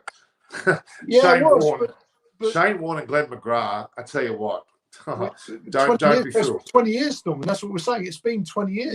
Yeah. Okay, it's been a while, but I don't think it's a bad thing. I think it's a good thing. No, I like it. I like it as long as it's just tempered a little. Well, it was. It was just a lot of bickering. It was a lot of bickering. Siraj staring down Robinson was fantastic theatre. Robinson gave it back, didn't he? And he's a new player. That's brilliant. I love that. Look, Norman, I'm telling you now, I would be lying if I didn't say I was up for it a little bit on the field of play as well. Especially can you imagine? Remember Dennis Lilly? He tried to kick Javed Mir. Javed Mir didn't come with him with a bat, and that was hilarious. And Lilly would give it to Roy Fredericks and Greenwich, and they would give it back. But gee, I tell you what, I wouldn't take on the West Indies batsmen. Oh my God, they were some tough cookies. But they did. Lilly and Thompson. Thompson was funny because Thompson never showed much aggression. He let the ball do the aggression, even though he was an aggressive fellow. But that was theatre. I love it.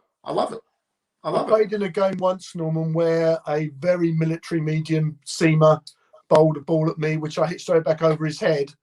And he walked straight up to me, and I won't use the expletive he said, but he said, "One shot and you think you're Brian Lara." And I said to him, I said, "Bowl me another one there, mate, and it's going to go in the same place," which he did, and it did. And I Well, that's what it's all about. I mean, Yeah, I used to, exactly right. open the batting. If someone bowls short to my head, I would do my level best to hit out of the ground. I wasn't a ducker or a weaver. I may have swayed out of the way of the ball, but I never ducked. I either got in front of it and I clobbered it, or I did my level best to do it, or I let it hit me on the chest. I was notorious for shoulder, chest, being, okay, is that meant to hurt? Didn't hurt me. I was a bit of a character. I wouldn't back away from anything, and I used to love it. The short ball, I used to clobber. And I'm not bragging, but I used to be pretty good against the short ball. I used to love the short ball. In that skin tight Aussie shirt of yours, Norman. Was the skin tight? Never ever had a skin tight shirt. I can tell you. That never happened. Canary yellow shirt. Now, a partner went missing with a battery, but yeah. So Monty's come on. That's good. I need to go. Is that your first time with Monty? Yes, it was. Yeah. Yeah, I'm ever so sorry. I need to go. This is halfway through my work day. Well, I've got I do have a little bit to do. All right. So well, I'm more than capable of talking by myself, as you know. I just apologise to leave you on your own. I do apologise. No, we've been on for 2 hours. I'm going to go a bit longer, but I'm not going to go for too much longer. I'm going to go for a bit longer. Thank you, everyone, for having me. It was fantastic to be on with Monty and Aparna and David Graveney, and yourself, Norman, as always. Yeah, don't forget me. I'm here too. I'm not some sort of statue. When you're with such esteemed guests, me and you both are statues, Norman. I feel we listen to them because they know, don't they? But see, they enjoy it. David enjoys himself. There's no doubt. David wouldn't be doing this if he didn't enjoy it. He's fascinating. I love listening to David Graveney. I'll catch up with you soon, guys. Thank you ever so much. All right. Tell Chris to... Okay. All right.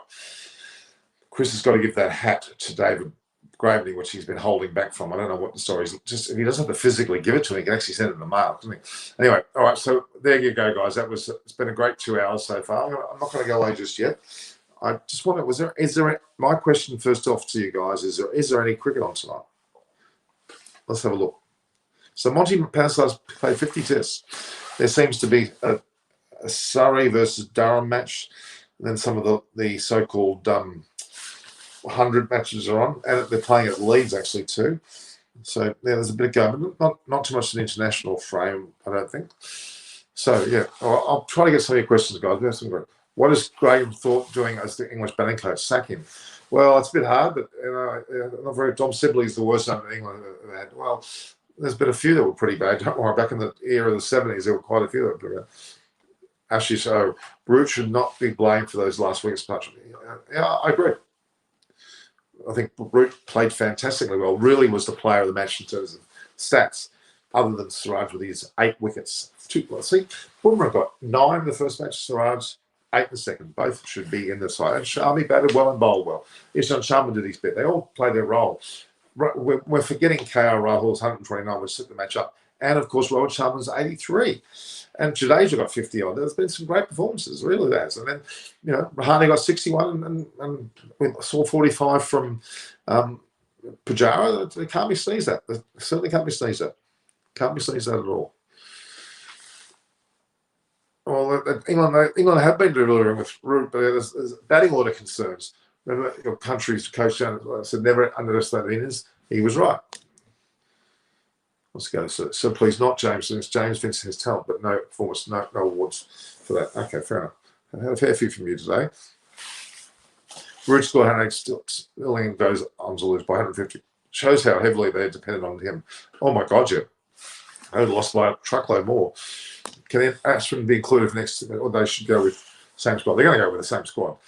Shardul Tuck was the only one that may be in some possibility there, but no, Ashwin's not suited yet to what's been going on, which is sad to say, but he'll be on for I'd say the last 2 test matches in particular.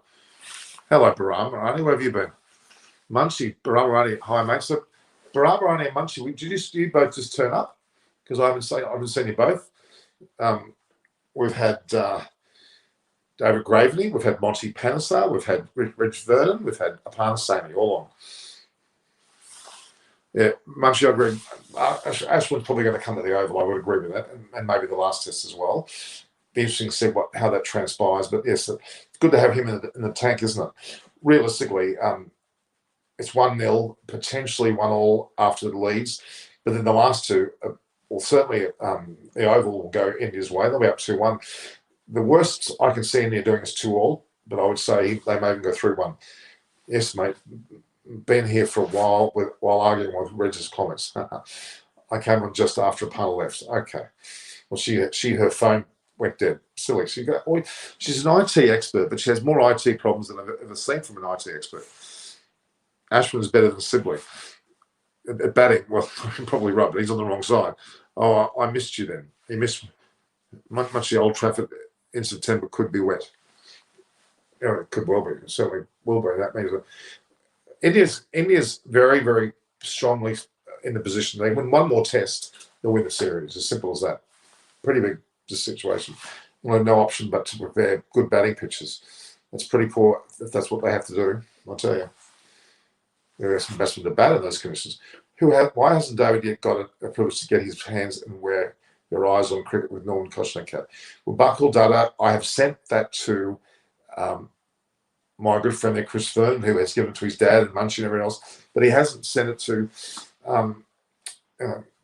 David. I think he wants to physically give it to David. Well, I want him to send it in the mail if he has to. It's a good point. Chevet, hi sir, how are you? Okay, the numbers have dropped a little bit, but it's still good. So we've had about, I think it's about 3,600 people. It's not as big as yesterday. That's understandable considering that was some of the game day conditions. It's still pretty good. It's now 12:37 a.m. here, which is into the 18th of August. 18th of August. It's our summer finish. Our winter finishes effectively in 12 days, which is good. And in 2 days, I'll be giving my second vaccine. So I am, by the way, guys, planning on going not to the IPL, but to the World Cup. The ICC accreditation, I spoke to a few people earlier. I look like I'm planning on doing that. If I've got my 2 vaccinations, I'll be free to do that. So we'll wait and see. We'll just see how that turns out. England can't play, Spain can't play, England. That's a little bit right. Sibley can't play. Well, now they're gang up on Sibley. Now Sibley, he's not looking good. He must be a shaker. It's interesting how Crawley went first, actually. I thought it may have been Sibley who went first and Crawley could have stayed, which would have helped now because Crawley would have still been batting. He may have got runs this match and Hamid would have gone to open. That would have been a more settled opening partnership for first three. And now it looks like if Sibley goes, Hamid will have to go to open, but I think a new number 3 now. Darwood Milan's the one that I'm suggesting. James Vince is around as well. Crawley won't come back in this quickly, but may still go to the Ashes, is what we're hearing. So let's have a look here.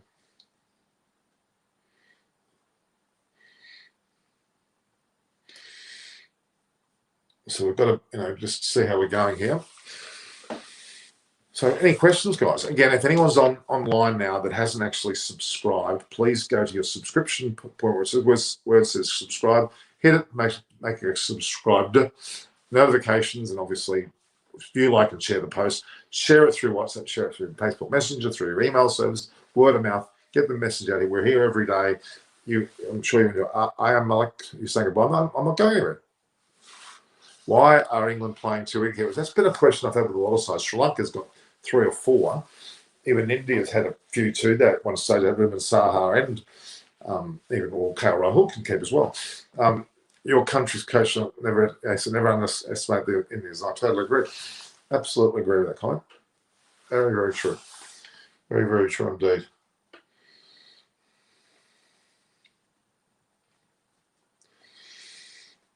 Yeah, we're going pretty well there, guys. Pretty well.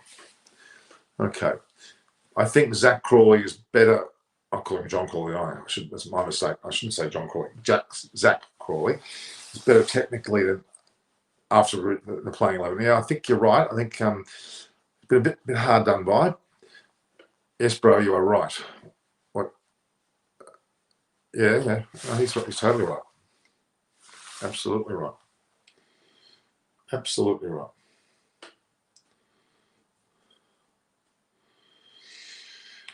Had a good couple of days. What changes will be in the team for India next match? None. Zero. No changes. Ashwin's not going in. Thakur's the only one that may go in at the expense of one of the bowlers if not fit. But if they're fit, you'll probably see the same 11 going in. Why not? I was listening to the whole show. David's talk was awesome. He was. Monty wasn't too bad either. And I'm not too bad, I hope. So Dan Lawrence looks promising. Needs some chances. No, he looks very much the opposite. Not promising at all, I would argue. Can Morgan play tests? He can, but he won't be. Sibley, Burns, Crawley, Lawrence don't deserve to be in the playing 11. Three of those you'd have to agree with. What are England's batting coaches not able to do? Yeah, you can't always blame the coach. They've got to be the player themselves. Shame I missed David G. Would love to debate some of the issues. Well, yeah, you could have come on, Munchie. I agree. I've sent you the link, haven't I? Is Josh Butler overrated in Test cricket? Well, Ben Stokes is a better keeper. Johnny Bairstow has certainly played his way into the regular side. So, yeah, a little bit. Does Leeds wicket help spinners? Apparently not. Why do you think that Ashwin can't play next Test match? Because the conditions will be bowler friendly yet again, and the template, as Coley keeps talking about, is what it is now. You'll see that in the fourth Test and probably the fifth Test, you'll see Ashwin in and probably do extremely well and win the match. There you go. Gareth Joseph, I'm not sure. Who do you think should bat number 3 for England? Well, there's been discussion about this all afternoon. Zach Crawley won't come back in, but he probably is the one, but he won't come back in. Hamid is probably not the one. He'll go to 2 and Sibley will go. It'll be likely that it'll be Dawood Malan and or James Vince, but Dawood Malan seems to be not. Ollie Pope's still floating around, but more in the lower order. So, and Root could still be the one about number 3, but they're not putting him there. A lot of the issues are to do with the scheduling of the county championship games, more concentration on white ball other than red. Absolutely. India versus Pakistan, October 24th. We'll pencil that one in. We'll have a big pre-show to that one. I think Ashwin played in the Oval. Yeah, I agree. Has Vince sorted his concentration issues? We hope so, but I'd say Dawood Malan will go in as number 3 next match. I think that's what the likelihood would be, in all fairness. All right. Let's have a look here.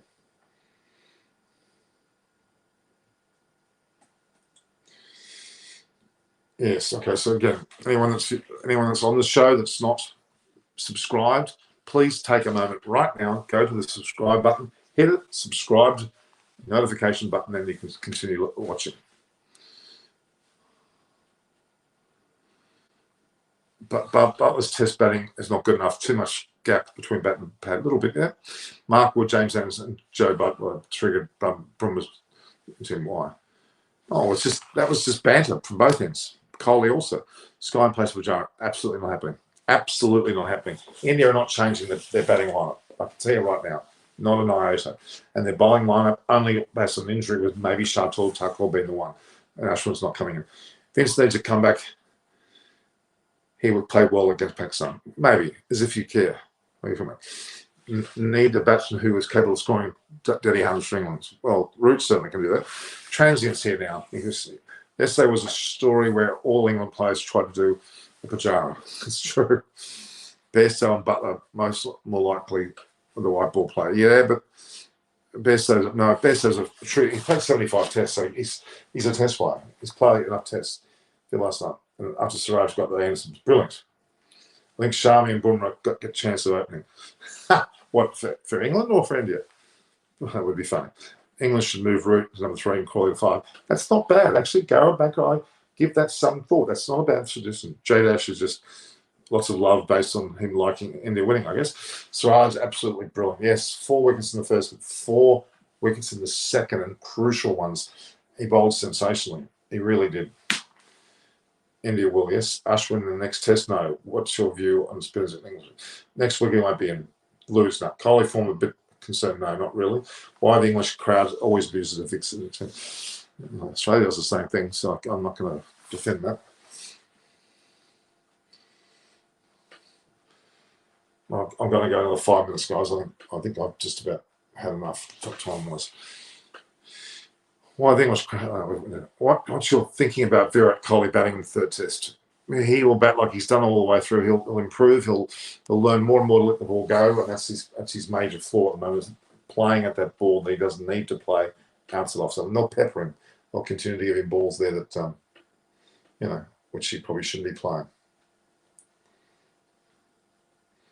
Are you all subscribing? I'm watching the numbers.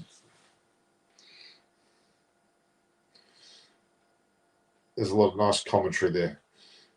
I often get people saying all the best for your channel. I thank that. I always make sure I thank people for those comments because it's nice when people say nice things. Trambridge, England, a good record. Well, India almost beat them. I think this win will inspire them to score some centuries in the next matches, I reckon, too. Hello, Norman. Do you think we should look at giving Hanumi, Viharia, and other players a chance in the next few tests? Well, you shouldn't just give them a chance. Just make up the numbers. No, you shouldn't. If the team's there, they shouldn't disturb it. Did Ishant make a big difference? He did, as he was using the laws slightly. Yeah, he did play well. Love your shows. Keep it up going on. Thank you, Strict Sanatani, and I hope you've subscribed. T20 Light for Australia, according to you. Oh, God. They're going to bring Warner and those players back in, Stoinis, you would think, and Maxwell, but otherwise there's a lot of a mess going on there. They're in a crap state. They're playing South Africa first match. The only redeeming factor is they're both bad. So if they get beaten by South Africa, they might also just turn around and pack up and go home. Yeah, India will play with the same squad as these. Will you travel to the away? I'm trying to. England haven't won a single test this summer yet. Well, at home, you mean? Yeah. Who'll be the man of the series? The man of the series, I reckon Siraj. Rishabh needs to be more mature. Yeah, there's a bit of doubt about how Hamid Alarin. He's going to stay in for this match. They may open. Thank you. When is the Aussie on the streets reaction to Bangladesh fiasco coming? Well, I'm going to be talking tomorrow about this test, I think, but I may bring that up as well. Why India was celebrating as they have won. Not in favour of selling Blush. What's the channel was one big thing and India failed that. Yeah, they did. And they're ruining that. I'm sure they're ruining that. They're ruining that big time. They're ruining that very big time. That's big time. Another stats was whenever Siraj played in the test match, India has not lost a match. It's a great stat. Team to win declaring up lunch more. I'm going to say to that comment, keep Siraj in the team.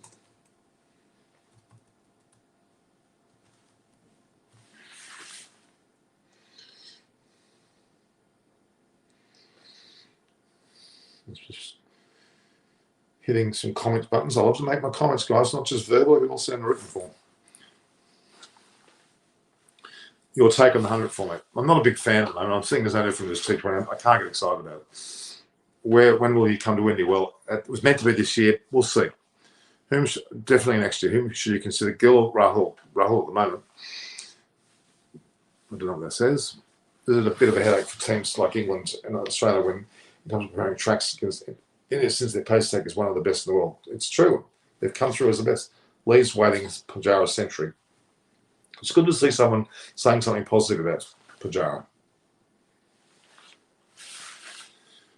Because I don't think he's a bad player at all. He's been frustrating for Australia for years. What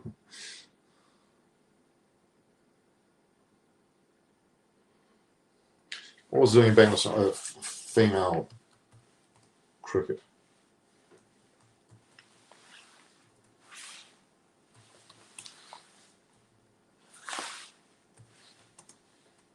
It's not totally well as cricket.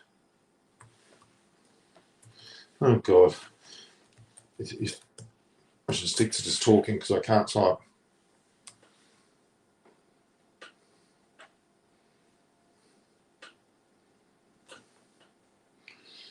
All right. You look like David Byrne, mate. Thank you. I think cover women's cricket as well. I do. Absolutely. What do you think about Privy Shaw's classic? Good, but he's not in the test side yet. Was the Lord's pitch different, difficult for batting on 4th or 5th day? Absolutely. See you later, Brahmi. arm running. Johan van Dam before or after the 50 beers. Me, is that who you think? Munchie, that's nasty, I think. Chivet said, I'm a traitor because I criticised him and said, no, there's nothing about that. Australia traditionally do well on ICC, so I think they'll do well. I don't agree. If you had the ability to bring one current international male female cricket on your show, who would it be? Current? Mal, probably Glenn Maxwell. He's not really test player. Nor mark my words, Kohli's 71st inch long way. I agree. You know why Australia lost to India? Because after bowling India all that 30, they got overconfident. They probably did. Yeah, they probably did. And they're just not. They lost the plot a bit. Actually, they were a bit. They were certainly pretty comfortable. You're right.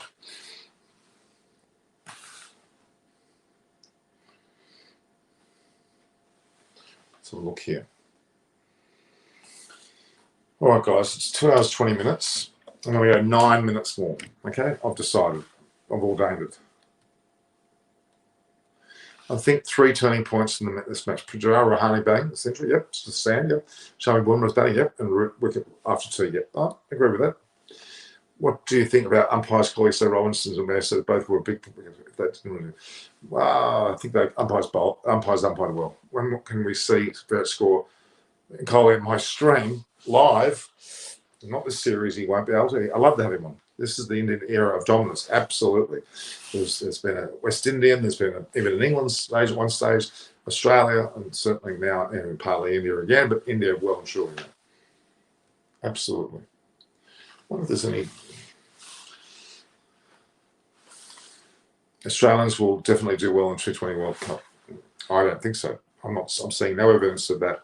Seeing absolutely no evidence of that at all, no? What do I go up to there?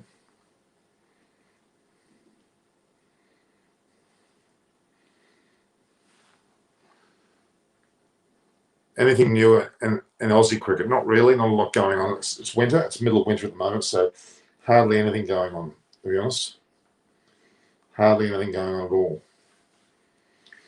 Except for a lot of preparation certainly for the IPL, and on top of that for the World Cup as well.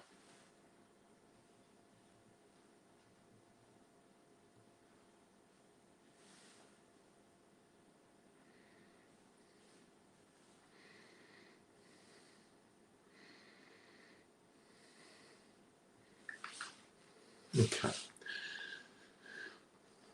Okay, over here. So India win series, I think so. He was good. Goff was a very good umpire. What's your views on Pakistan loss to Western? Unfortunate. India win the series, absolutely. Ponting said IPL will be highly beneficial for Australia's World Cup. Well, not as a team it won't be. Individually it might be, but not as a team. Players look out from a team during the Ashes. Australians, look, you have to go back to Steve Smith and Warner. And in Ashes news, at the moment, no. Obviously, England are decimated with Ben Stokes and probably Jofra Archer out, and Ben Stokes and maybe a few more. Mark Wood has to get his act together from his injury spells that he's got as well. So, yeah, that's my thought. Australia, it's well to say they've had very little. Australia has not played a test match since the Gabba test, which was January. It's now August. That's a long time. They won't play it either until then when they play Afghanistan, which is not great preparation for anyone. Love for Indian and White. Craig's always past comments on it. I won't go through that. That's not a good story, that one, by any means.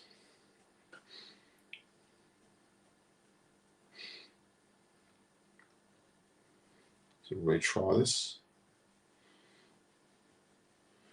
Computers are playing silly buggers at the moment. What's going on there?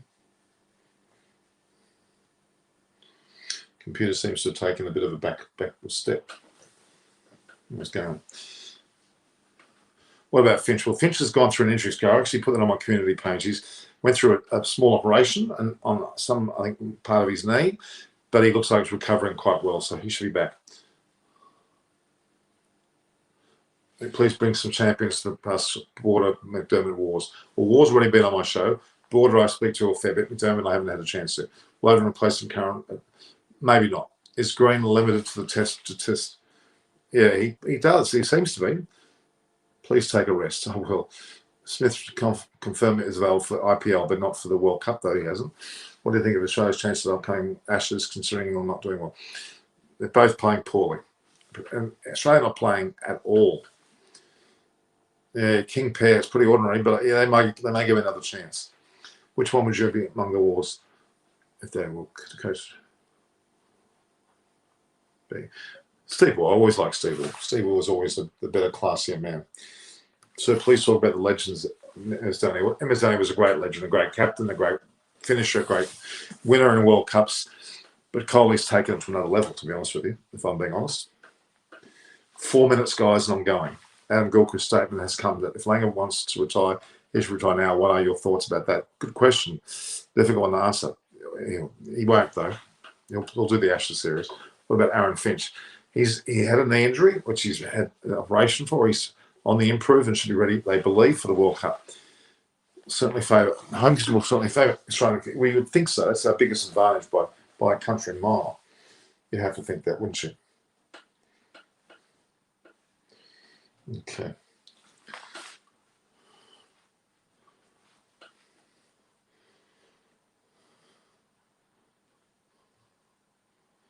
Okay, it's just a few more, then we'll get going. Again, anyone that's online now that's not subscribed, please spend a moment now while we're talking and subscribe. Hit the notification button, view, like, and share the posts. Share the posts through WhatsApp, Facebook Messenger, email services, by word of mouth. But hit the subscribe button now, and also notification. At Norm Koch is my Twitter and my Instagram handle, and I've got a LinkedIn page as well and a Facebook. Good night, sir. Thank you. Chris Wokes will increase everything. He will certainly will. They've lost Ben Stokes. That was a bigger blow. But yeah, he will help. What's prediction for the series? I'm saying 3-1. 3-1. Oh, for sure. When I went to drink a glass of water, but I didn't see England batting, I saw it. It's funny. Can do a special on Australian. We certainly can. We can probably try and bring a few on. I was also supporting Australia during the Ashes. Thank you. So please take rest. I think that's a good trigger for me, actually, guys. I really like that. I think that's a good trigger. On Perfect Analysis, love the way you present the information about cricket all over the world. Thank you. Bowlers like Wokes, Anderson won't be a threat at Aussie pitches. You can't say that. So New Zealand sent it against Pakistan. Just on the World Cup, England, India, West Indies are three that I think are certainly to make the semi-finals. The other is between Pakistan and New Zealand. Australia, South Africa below that, Sri Lanka below that, and Bangladesh in the one. I always love familiar. Thank you. What's your WhatsApp number? No, I can't give you that offhand. That's a bit too much to give out that broadly, although I'll be inundated. Mitchell Stark forms is great for them because he is. Why can't we have neutral umpires? Because of the COVID, that's why. Can India be 9-1 winner? Could be. Why not? Your dedication towards cricket is phenomenal. Thank you. When are you coming online next time around? Not tonight. That's it for today. Tomorrow. So 3-1, I reckon. Yeah, India will win. England may win one test. I'll give them that credit. COVID issues, the use of local umpires, why there is an extra DRS as well. True. All right, I'm going to tick over at 1 o'clock. I'm going, guys. I think I've just about had enough. Thanks to you all. Shashank Kumar Mishra, India 3-1 or England? India 3-1, not England. 3-1 England. India 3-1 India. 3-1. They're winning one now. They win the next test. Gonskis. They're going to win the series, in my opinion. Okay. We're waiting for that magical 1 more minute.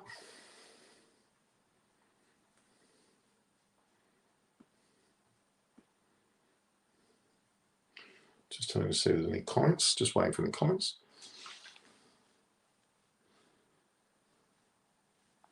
Leeds will be a bowler's wicket. It'll be very similar, and it'll be in the favour of. I think definitely, and Bumrah as well. I'm thinking of Sajid Khan, but I don't know. He looks okay. Chris Wokes coming back. Yep, he will. So Nolan, take care. I will take care. All right, guys. I think that's enough. It's 1 o'clock. I'm done. See you again, guys. Make sure you subscribe, hit the notification button, view, like, and share. WhatsApp message people about it. Facebook Messenger, and on top of that, just general email and word of mouth. Thank you, guys. I'll take care, and I'll be gone and see you soon. I'll be looking forward to the stream about Aussie Swimming Team. Please do it. I will. Prithi, Raj, I will do it. All the best, guys.